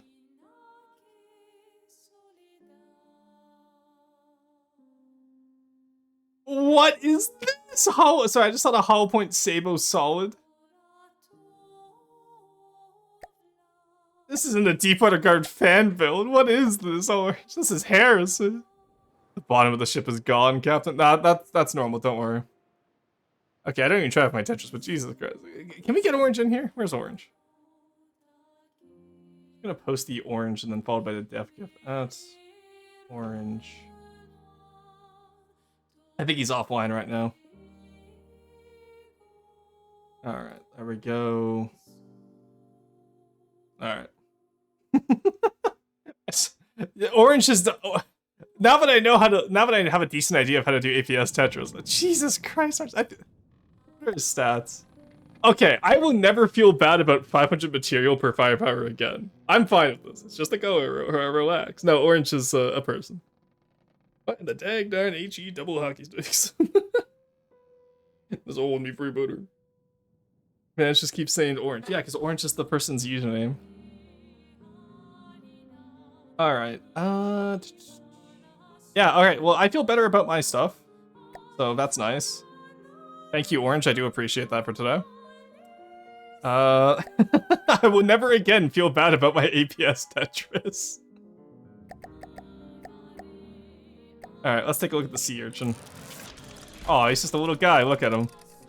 Alright, now let's take a look at Carson's APS Tetris. Okay, I like the little torpedoes in the side here, that's cute. Yeah, you used way too much detail paint on this, Carson. Like, the telescope should be trim, not detail. There should be no detail on the torpedoes. The canvas is fine for detail. Obviously, you'll have a sail block here when you get there, that's fine. You probably already did actually have the alpha sails. I just swapped back to stable because alpha broke my game. Detection equipment up here should probably be painted trim. Laser rangefinders are not allowed on Deepwater Guard. Visual camera is fine. Then honestly, I like the cute little front armor. I just don't know if it works with the style. Also, it's way too dark. Definitely brighten up the front and then take off a little bit of the detail. Stable user derogatory. Well, it broke my game, and also Sean requested that I work on some stuff that required stable and not alpha. All right, how is Carson's APS Tetris?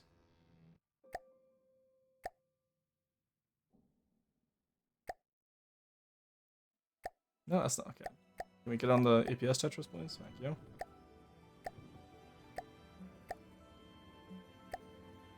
Yar matey fire the port cannon. Thank you, Carson. I appreciate that. Okay. Yeah, horizontal touch. This isn't bad. I can appreciate this. One clip though. Any reason you did one clip?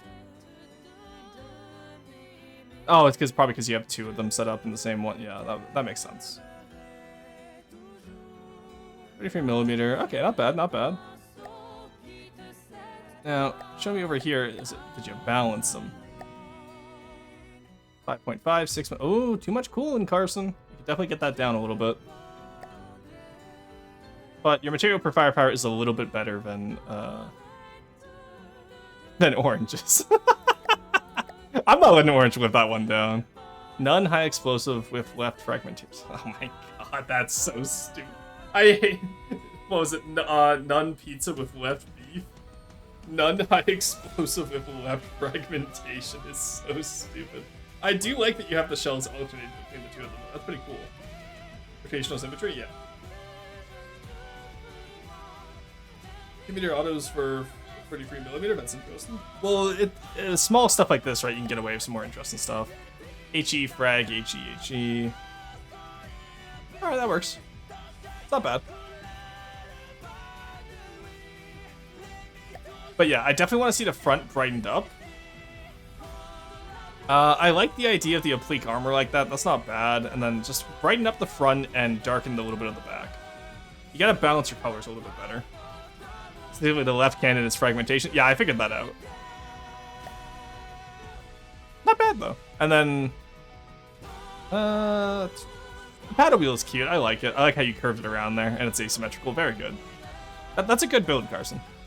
The color's a little bit off, but it's a good build. Alright, the femboy plane. Yep, that's a plane, and therefore it is a femboy. Oh, it's the Warden plane. Oh, God. Oh, I hate it here.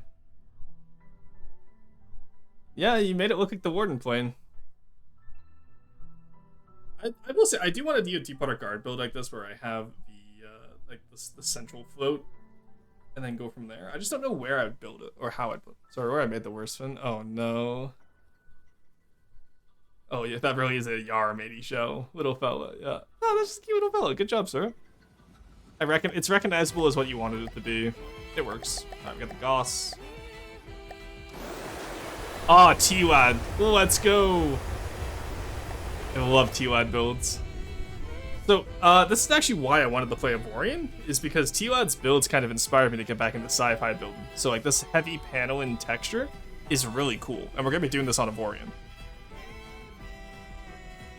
Yeah, suddenly after Orange is APS, I feel like my build won't nearly be as offensive to y'all now. Okay, guys, let's not dog on. It's fine for me to dog on Orange because Orange and I, like, you know, I actually associate with him outside of stream because he's a Kotal help. I get the dog on Kotal helps. Y'all gotta be nicer to them still. Aside from that, I will say the only issue is that the tail fins T-Lad makes it feel a little bit too tall. Like the vertical ones feel a little bit too tall. I love the horizontal ones. Maybe shorten these ones down by 3 blocks and it would feel a little bit more in line. But they feel way too tall right now, and that really throws off the entire profile of the ship. But aside from that, your paneling's great, your machinery work is great. Like I said, I want to copy this for Avorion. Very well done. Because Monday we're going to be designing a style in Avorion together. Like Chad and I, and it's going to be very fun. Not T-Lad. I wish I had T-Lad for Avorion, but no, Monday and I... Oh, Gulch. Okay. He's so green.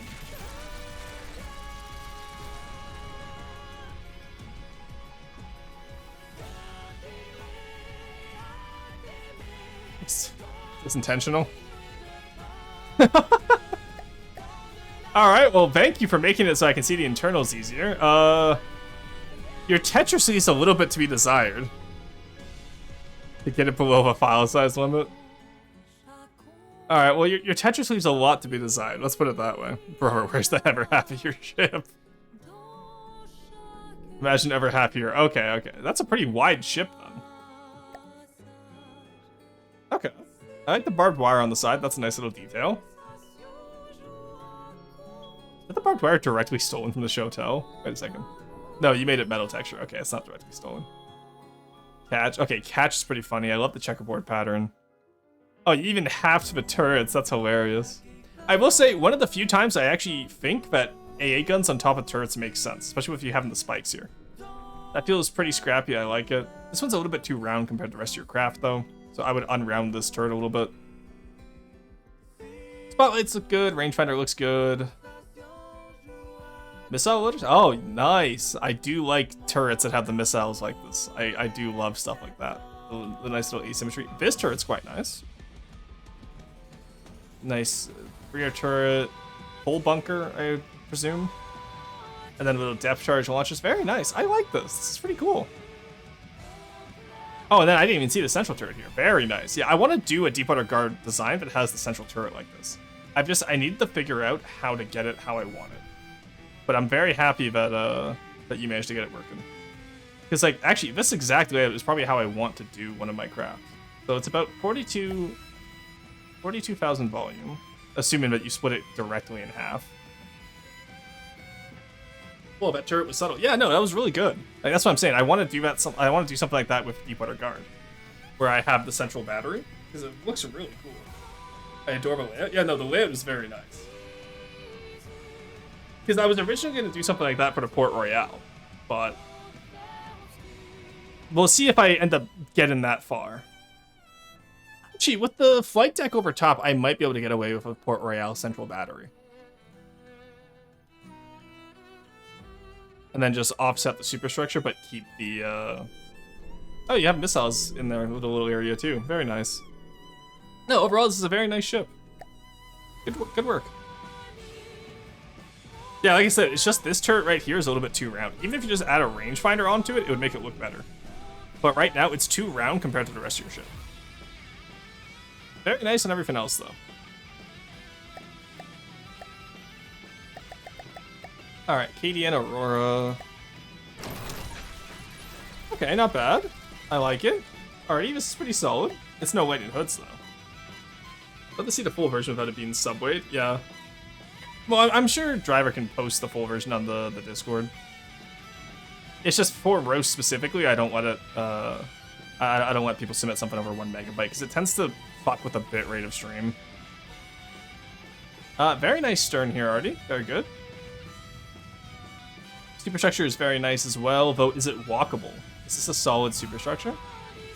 No, you actually made it walkable. Even better. Very nice. And then, yeah, this turret is kind of what I was thinking for my quad barrel, but it feels too wide. But still, it's very nice. Oh, good work on this. Oh, your lifeboats aren't secured, though, are they? Artie. Oh, no, your lifeboats are too secured. How the hell are you going to get them out of there? So many tanks to submit? Yeah, hell yeah, send them in. I know you were new today, so you can always send one in now if you want, because you probably didn't know the setup. But, yeah, Artie, your lifeboats are a little bit too secure compared to other folks. And what about your plane here? Well, okay, every time I see this style, I keep thinking it's Sector 7. And I go to initially reactive and you, and then realize, no, it's not Sector 7. Oh, that's a cute little guy, I like him. Not bad. Hold my beverage. Yeah, throw one in the Discord. I don't know if you're in there. It's ! Discord. Lifeboats are for quotas. True. All right, the Messiah. Ooh, white flares. I don't know if I agree with the name Messiah for white flares personally, but oh, okay. I do like the idea here though. It feels like you combine the old Ram style with the newer style of Zealots. I really like this. This is a cute little hydrofoil. I like this a lot. Somebody just passed a test on aircraft frames. This is in fact a plane. It is a Marauder. Oh, fuck, you're right. It is a Marauder. No. Oh, how could you do this to me? No, joking aside, I actually do quite like this. I think you've done a really good blend of the old Ram style with the new Zealot, like, wedge style. For lack of a better word. I really like this. This is well done. I think this is Melosaur and Eclipse. Oh yeah, it's okay.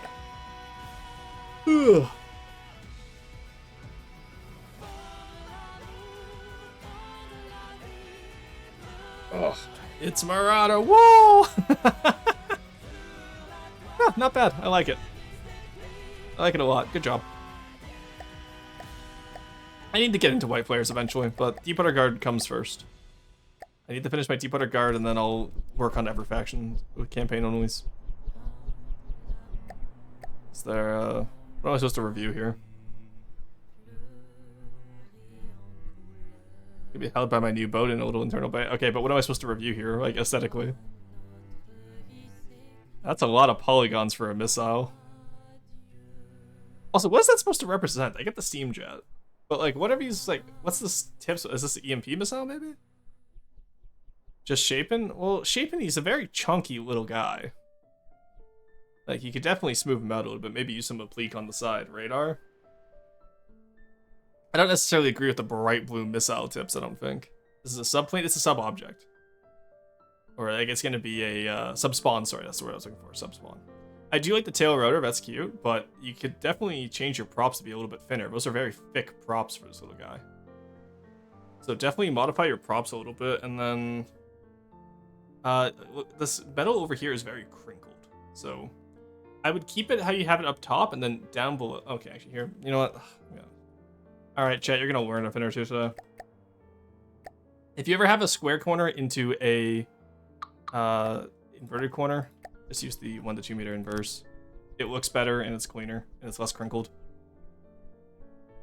Up there is fine, but actually what I would do...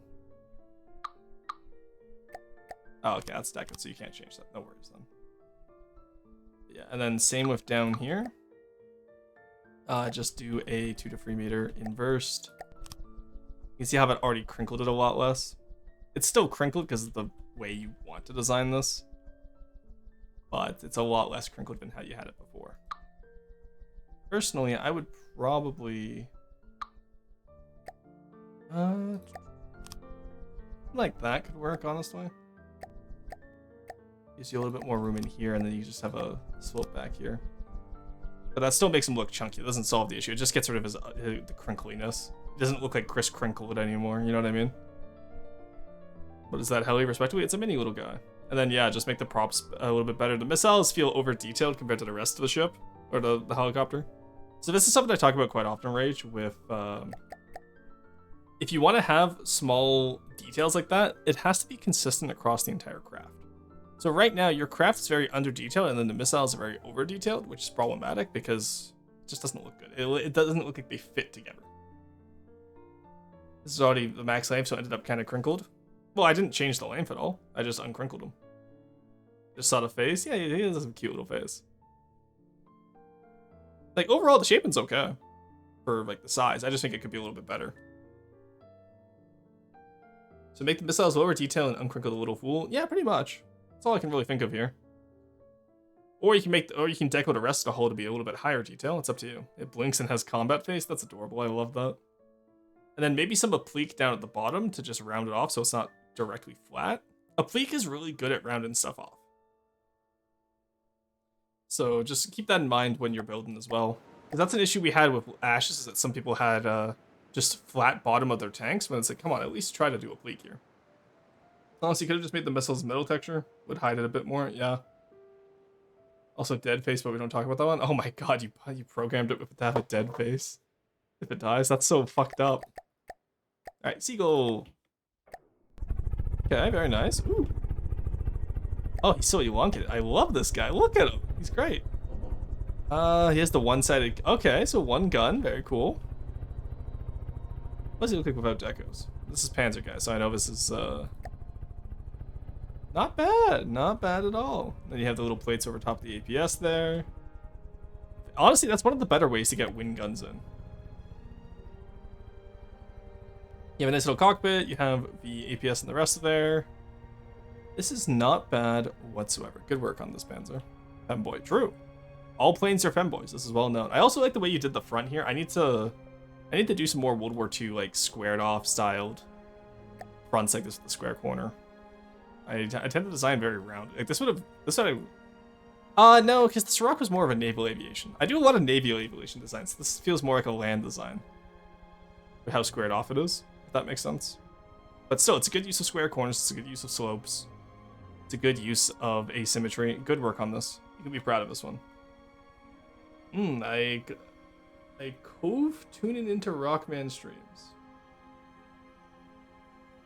We're gonna assume that says I love tuning into Rockman streams. And it's appreciated. Welcome in, Goro. How's it going? Alright, aside from that, not much else there. It's a good looking craft. Post-gender Furman surgery, man. Look, okay. Let's take a look. Okay, so you look a lot, it looks a lot better hull-wise. You have a lot better sandbag placement. Your barbed wire feels a little bit small, honestly. I'd like to see it a little bit more haphazard and a little bit larger. It feels a little bit too small. Also, this log should probably be trim color. So these are very tiny details. I'd like to see the barbed wire a little bit more exaggerated here. I can't type. No worries, you're fine. I figured out what you meant. Submitted a tank? Hell yeah. Go I don't know if you're in my Discord, but if you do want to have something submitted today, since you're a newer person, you can always throw something in the Discord channel if you want to submit. Pike nose, Deepwater Guard. I wouldn't call it quite pike nose. It almost is. Honestly, some pike nose Deepwater Guard could be cool. You should build that monkey, man. I'd love to see that. Is this so spiritually pike nose? Honestly. But, yeah, the barbed wire needs work. Yeah, just make it a little bit bigger. Kind of like Kopesh size, or maybe Chotel sized. You can also look at the Karambit for inspiration, but the hull here looks a lot better. Do you see what I mean when I said just reduce it by 1 in width and it would look a lot better? Like, look how much more proportional this looks. This is really well done. What texture is that? Which one? Down here for the barbed wire? I used the... So when I first made the barbed wire, I was using the small jets. Where is it? What was I using when I first did this?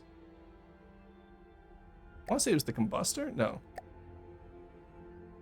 Chat, what did I do? I did this almost 2 years ago now, and I just copied ever since. Is it the exhaust? I can just check, I guess, but I wanted to be lazy.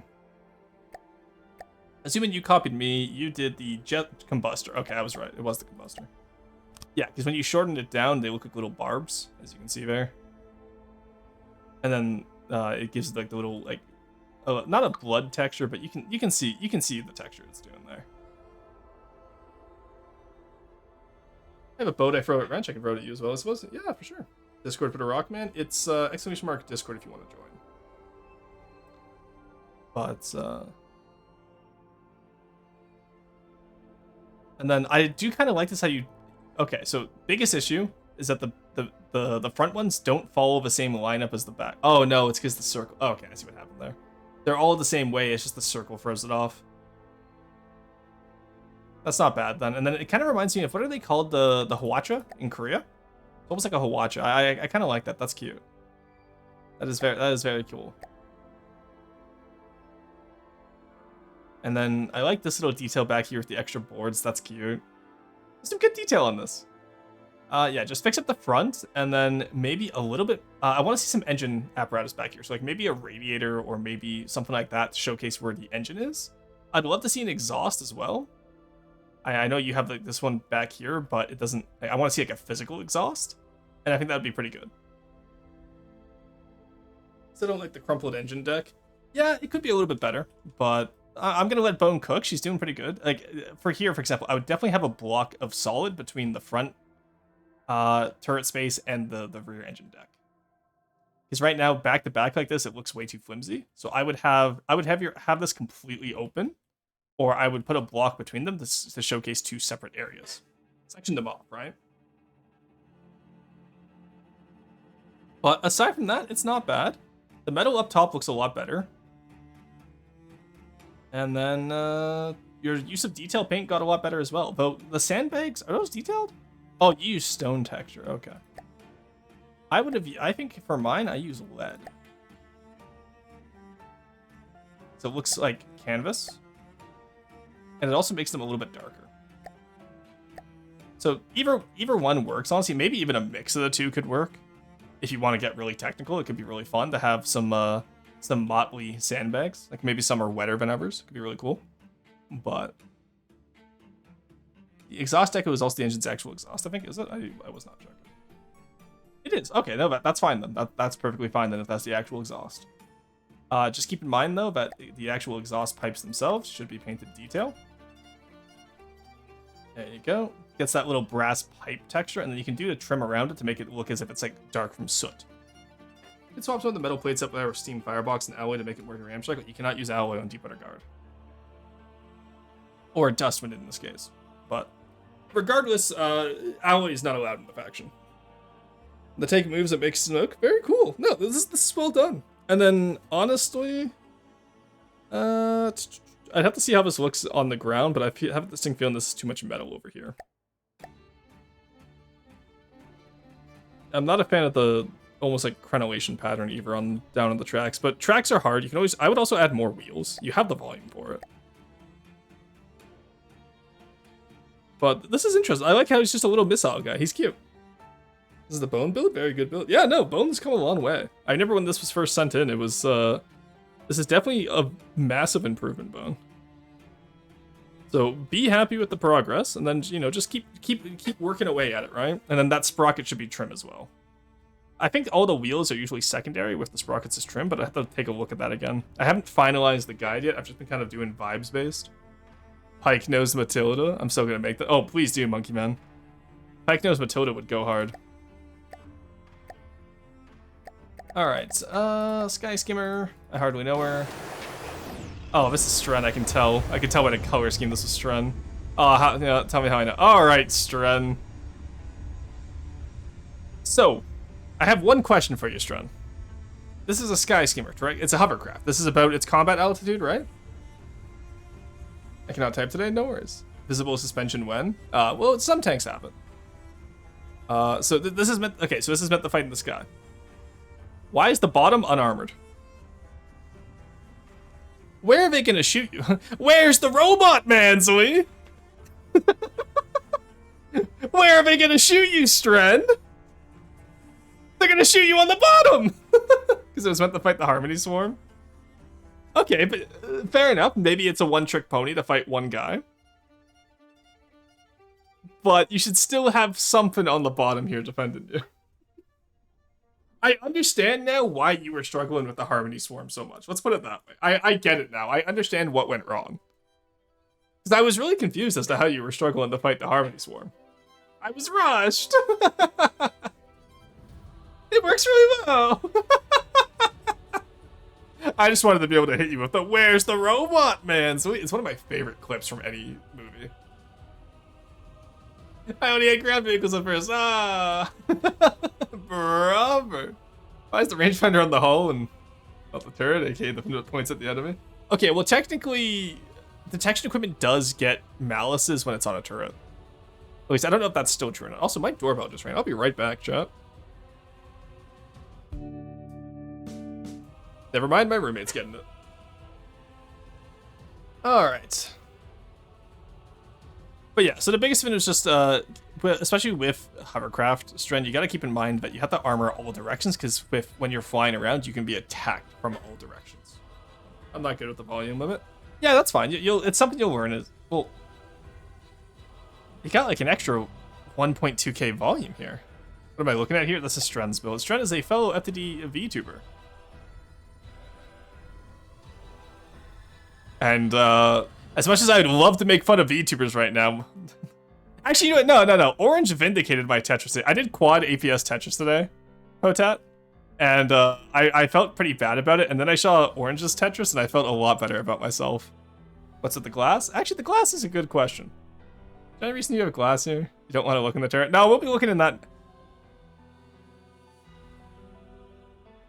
You know how like infants have like super soft heads where like if you push too hard, like you can like crumple it by accident? That's what this reminds me of. I feel like you crumpled a baby, Stren. Why is it all glass? Let's Stren you, me, BC, I'm gonna teach you something. Be nice to Stren. I wanted to make it white. Okay, so alloy is 5 weight. Glass is 10 weight. I'm curious as to the idea here. Works pretty decently. I'm a little bit curious is all I gotta say. 5 weight versus and an extra 10 armor as well. And how much HP? An extra 150 HP. I'm a little bit curious. Can't use alloy? Wait, what? Oh, you also, okay, a fellow can't use alloy enjoyer, right? But I agree. I can get behind that.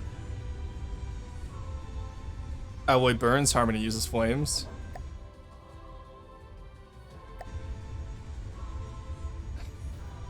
Who's gonna tell him, chat? No. Yeah, everything burns in this game, and the alloy has enough oxidizer. I think it burns your metal too.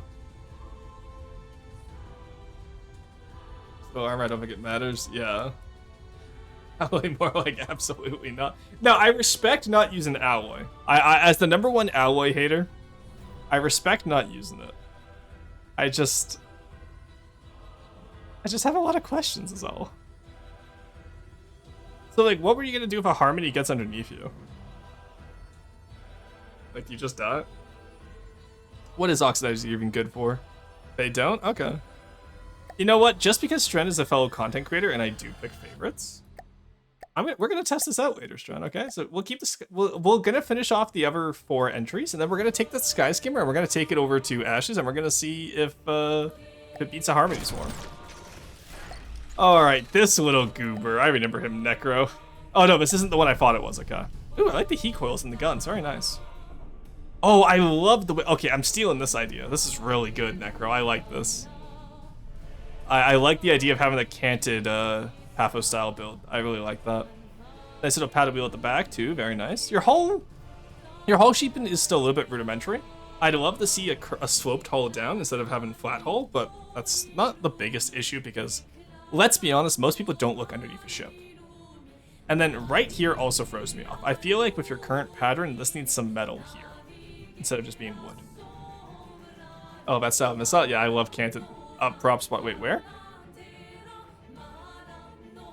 Oh no, Necro. Necro, what are you doing? No, no, no, no, soap! Soap! Buddy, what is this? I wish I had a dream about building that style of cannon missile NFT a couple years ago. Yo, Necro. You're made out of wood! Why do you need up props?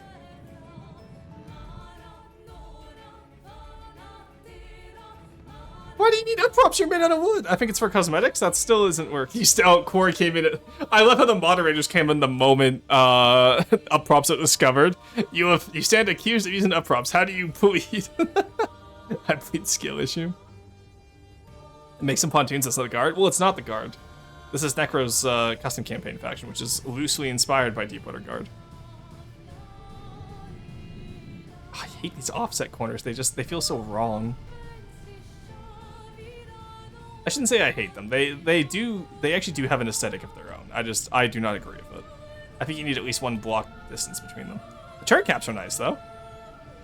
I gotta admit, these are actually pretty nice turret caps. They feel a nice mix. Again, this is what I wanted for my quad, right? A nice mix of round and square. That's pretty nice. Good job on those. Yeah, how come I can't plead skill issue, man? Because you're a content creator. We expect better from you. If you make look, so the reason why most FTD content creators get burnt out super early is because people expect them to be incredible at the game, and it takes a lot of investment to be really good at this game. I get away with it because I designed the game, so whatever I say is good goes. I get away with it, but other content creators have to actually be good at the game. I also have like a little team that works with me to make sure fins work out well. All right. Yeah, interesting. I don't like the full metal bottom. I think that could definitely save you the up prop usage. There's just prep at the skimmer could mostly work. No, it's a good start. But you said it's true you crafted this job. Yeah, if anything, I could crafted it for you. One works fair enough. Gotta get that bread, and two, only if you wanna. I'm always open to help. Yeah, no, Potat is the person who helps me with a lot of stuff because again, I came back in 2022 and a lot of stuff has changed, so Potat has been my little tutorial gremlin. First discussion I've made after not playing for nearly a year. Very fair. Best thing I submitted here was a single square. I think Connie, I think that's the only thing you've submitted here. I don't think I've seen any ever Connie builds, which I would love to see, Connie. Honestly, I think it'd be really interesting. Ooh, okay. Yeah, there it is. I thought something looked too good to be true about this Monkey Man. Oh, it's gnomes. Wait, Monkey Man, when did you submit this? That's not your offer tags, Monkey Man Stolen Valor. Classic. The hull shaping is actually pretty decent. The turret shaping is disgusting. And then with decos, it looks a lot better, I'll admit. But why the fuck are my offer tags not on it? That's a great question, buddy. Why aren't your offer tags on it? You know the rules. I can't review it if it's not your craft, Monkey Man. Melazor got away with it because they said in the download that... Whose tags is it? It says gnome. Do we have any gnomes in... Oh my god, guys. I can't believe it. Monkey Man got gnomed. Monkey Man got gnomed. Who the fuck is gnome? We've been gnomed. He got gnomed.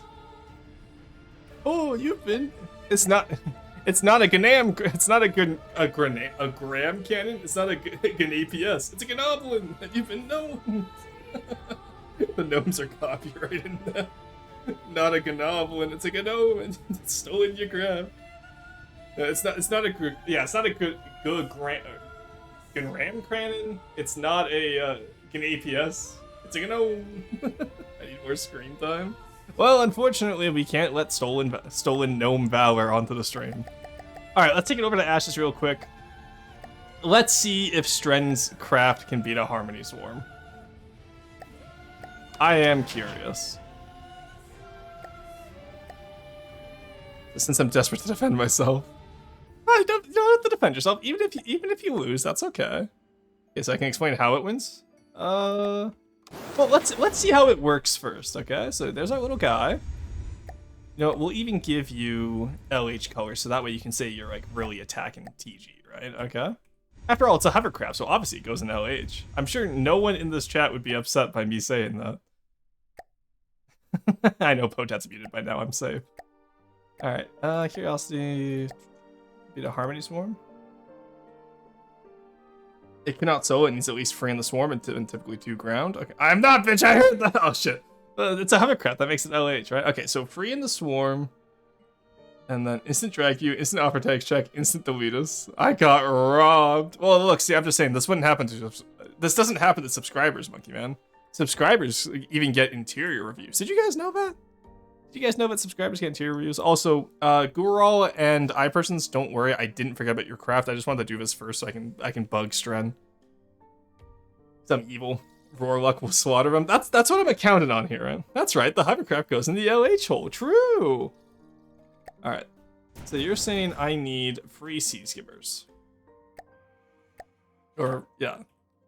Alright, so we have free sky skimmers. Just make sure you're out of glass for interior review. True! Look, see, Stren got an interior review because it's all glass. Good reason to believe ashes will work better for mine anyway. Okay, that's fair. I don't normally do combat showcasing, by the way. I normally just do aesthetic reviews, so... My gifty status will be removed by the time I'm done my ship. Oh, well, you gotta re-up then. All right, let's see how this goes, Stren. So, Stren, is this the typically I lose at least one? That's fine. I'm used to swarm tactics. Wait, did I say this at the correct avoidance? I couldn't tell you that. All right, well in that case, girl, girl, you're subscribed, so I'll look at the interior and Greeblin for you as well. I'm sure we'll see. All right, let's see how it goes. Let's see how Stren does here. All right, so you do rise up to meet them. Okay. So yeah, that's what Oxidizer does. Even if you're made out of non-flammable materials, you can still catch on fire because of the Oxidizer.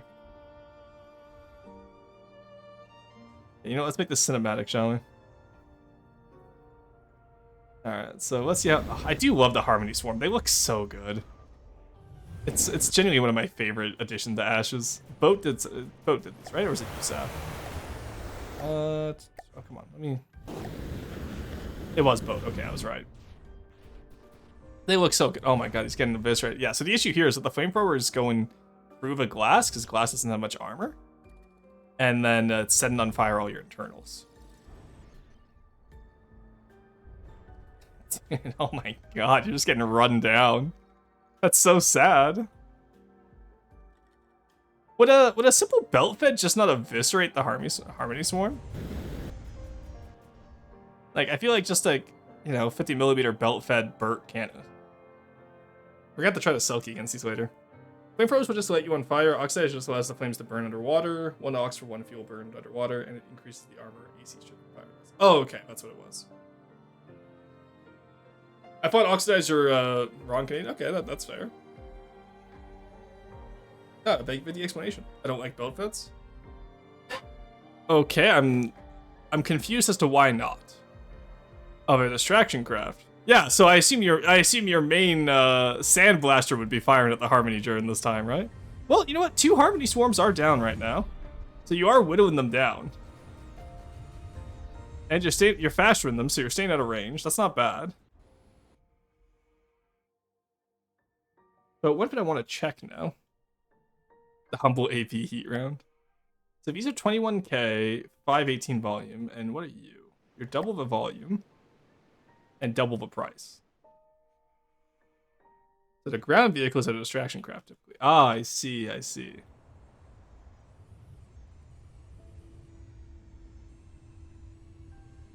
But that raises more questions. So I feel like your gun could probably be a little bit stronger for this. And also, the one thing I'm going to recommend to you is guns go in the hull, not in the... Get over here. So you see how you have all of the gun back here, and makes you have a massive, like, forehead? You want to avoid that, typically. Oh, there goes the block confetti again. Oh my god, this guy got eviscerated. I think all your guys got mission killed, honestly. Check you. Yeah, you lost all. Yeah, they lost all their Tetris. It's just you left. You're doing. Oh no, you just lost your. You're about to lose your Tetris as well. Oh, this isn't looking good, Stren. You're just barely staying out of range. Oh no, they got you. Yeah, there you go.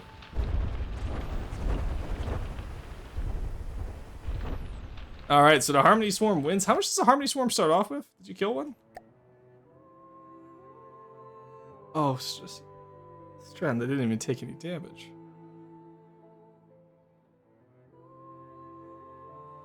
Because they can't get into their flight pattern. Okay, lobotomized. Yeah, so this would have been. I don't think this would have necessarily been solved, but you could definitely get a lot more damage out of your APS if you don't build them like that. You want to build them into the hull of your craft, because that way you can use the hull's armor as well. Because right now your APS Tetris is exposed to everything with only one layer of glass between you and the flamethrower.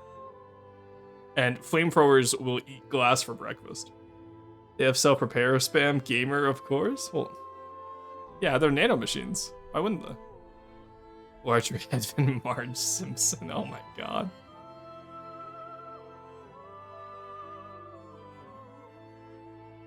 Alright, well, you know, I'm starting to realize why you're struggling against Harmony Swarm, at least, though.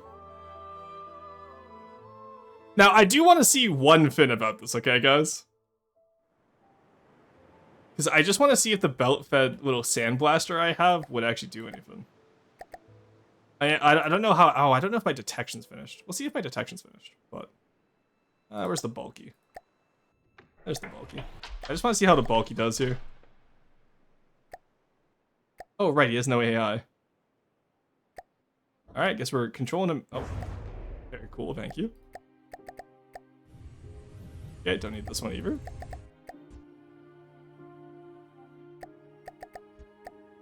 Alright, so if I aim my gun at these, I just want to see how the belt fed would do. Oh, it's not hidden right now. Oh, but the large missiles are gonna hit. Okay. So if I can get... They are a very thin profile for the anti-air gun to try and take on. Okay, but when they present a larger face, I do hit. So for this one, I might actually want to increase the accuracy on the belt fed here. Because this belt fed's only at 5x5, and I normally do 7x7 for my... Well, I assume if he gets close... Okay. Damage-wise, he's okay. But maybe if I added some HE on there, maybe. Okay, interesting. Yeah, so the heavy head Sea-Wiz could take them down. Because as they get closer, the accuracy becomes less of an issue. After life, me get missiles to land on these? Well, these are large missiles. Then again, keep in mind, they're also not hovering around me, right? Like, this isn't exactly the most, how do you say, you know, not the best missile around. And then the shell here is just a standard little heavy shell.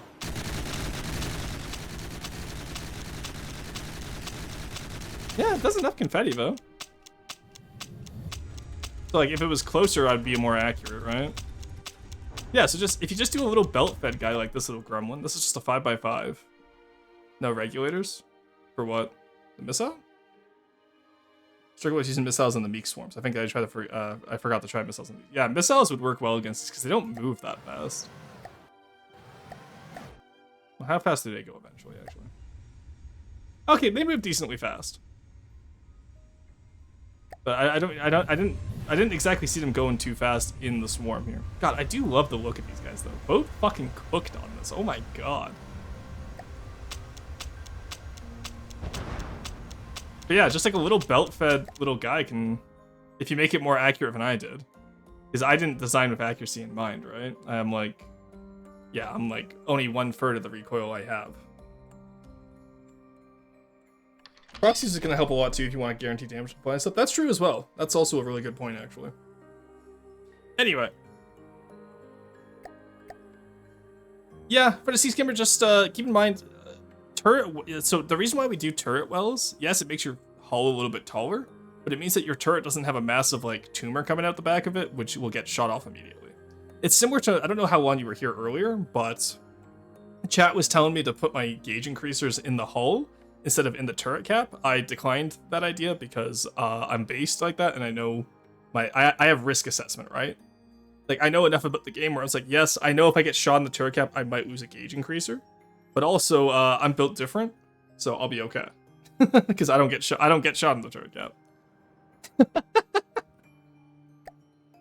I am simply luckier than the average player. And I abuse this. Because RNG is a skill. Alright, let's take a look at the Kodiak and the Kruger Blitz. Alrighty. Let's grab those. There we go. Honestly, I'm tempted to grab that sea skimmer now and redesign it, and just see if I can get it working for you against the Harmony Swarm there. Ooh, okay, this is nice. Look at this little guy. Persons, this looks great. Got tons of ERA, very nice. Okay, my one issue with this, I would honestly say, for the sake, like, I know in real life you'd want it to be camouflaged. In game though, I would say take it and take the ERA panels and make some of them black or something, just to add some texture to the build. All right, it does work. You just didn't use them right. That is true. I didn't use them right. And aside from that, you got some good bulk back here. The turret, the turret's okay. It's one of those built up big craft. That's fine. And then, yeah, just the ERA, just to help break up the texture overall. It's not bad. I fuck with the 7. Yeah, no, it's really not bad. Just a little bit of paint texture in there, just to break it up. The Greeblin is really nice, though. The turret, like the shaping is super nice. Good job on that. Now, did you pull a Monkey Man though? No, look at that. You have a proper shaped turret. Very nice. My little Dinny gets destroyed by this. That makes sense. Also, I'm just gonna. That's the right. No, that's the right one. There we go. just trust the pole bear. The pole bear will help. All right, no, really nice, really well done. Good job. I like it. Oh, he is a little bit drifty though, so you can probably increase the sideways friction on the wheels. You'll lose a little bit of top speed, but he won't drift like that. All right, and then we have the Kruger Blitz, which I meant to click on the first time, but all right, and then this one is Purigen. Grazie. Originally attempted to get it within volume limits, but yeah, no worries. Okay, so first issue, simple weapons. I personally don't like these. And also, your all-in-one controller should be underneath the simple weapon in the floor, if possible. Why is there a mannequin down here? Oh god. Pretend to hear the caramel dance, and I can't get audio to play for downloaded ships. Okay, thank you. But yeah, so I would do some APS that you just deco here if you want to get really into to good aesthetic work in Greeblin. If you don't want to, that's fine. Simple weapons work. It's just not my preferred type. And just, yeah, okay. So over here, you did it in the ground, which is good. Just make sure to put this one in the ground as well so it doesn't get shot as easily. Aside from that, your torpedo tubes look fine. I like them. Simple, neat, very nice. Just remember to deco the torpedoes now. The rubber all the way around makes me almost feel tugboat instead of warship. But the bow shape here is warship. This feels very much like a Corvette bow shape. And then it feels like you just wrapped a Corvette in rubber. And your stern could be a little bit better. So what I like to do for sterns, I like to do 2 down, solid, flat, and then drag this one all the way in, and then have the props be underneath the armored stern. I think that would work. Unpainted deco, yeah, there is that as well, but I'm talking about more conceptually here and not just nitpicking, since they are newer to the process. Very safe Corvette. It's like a Corvette with water winds. That's a great way of thinking about it.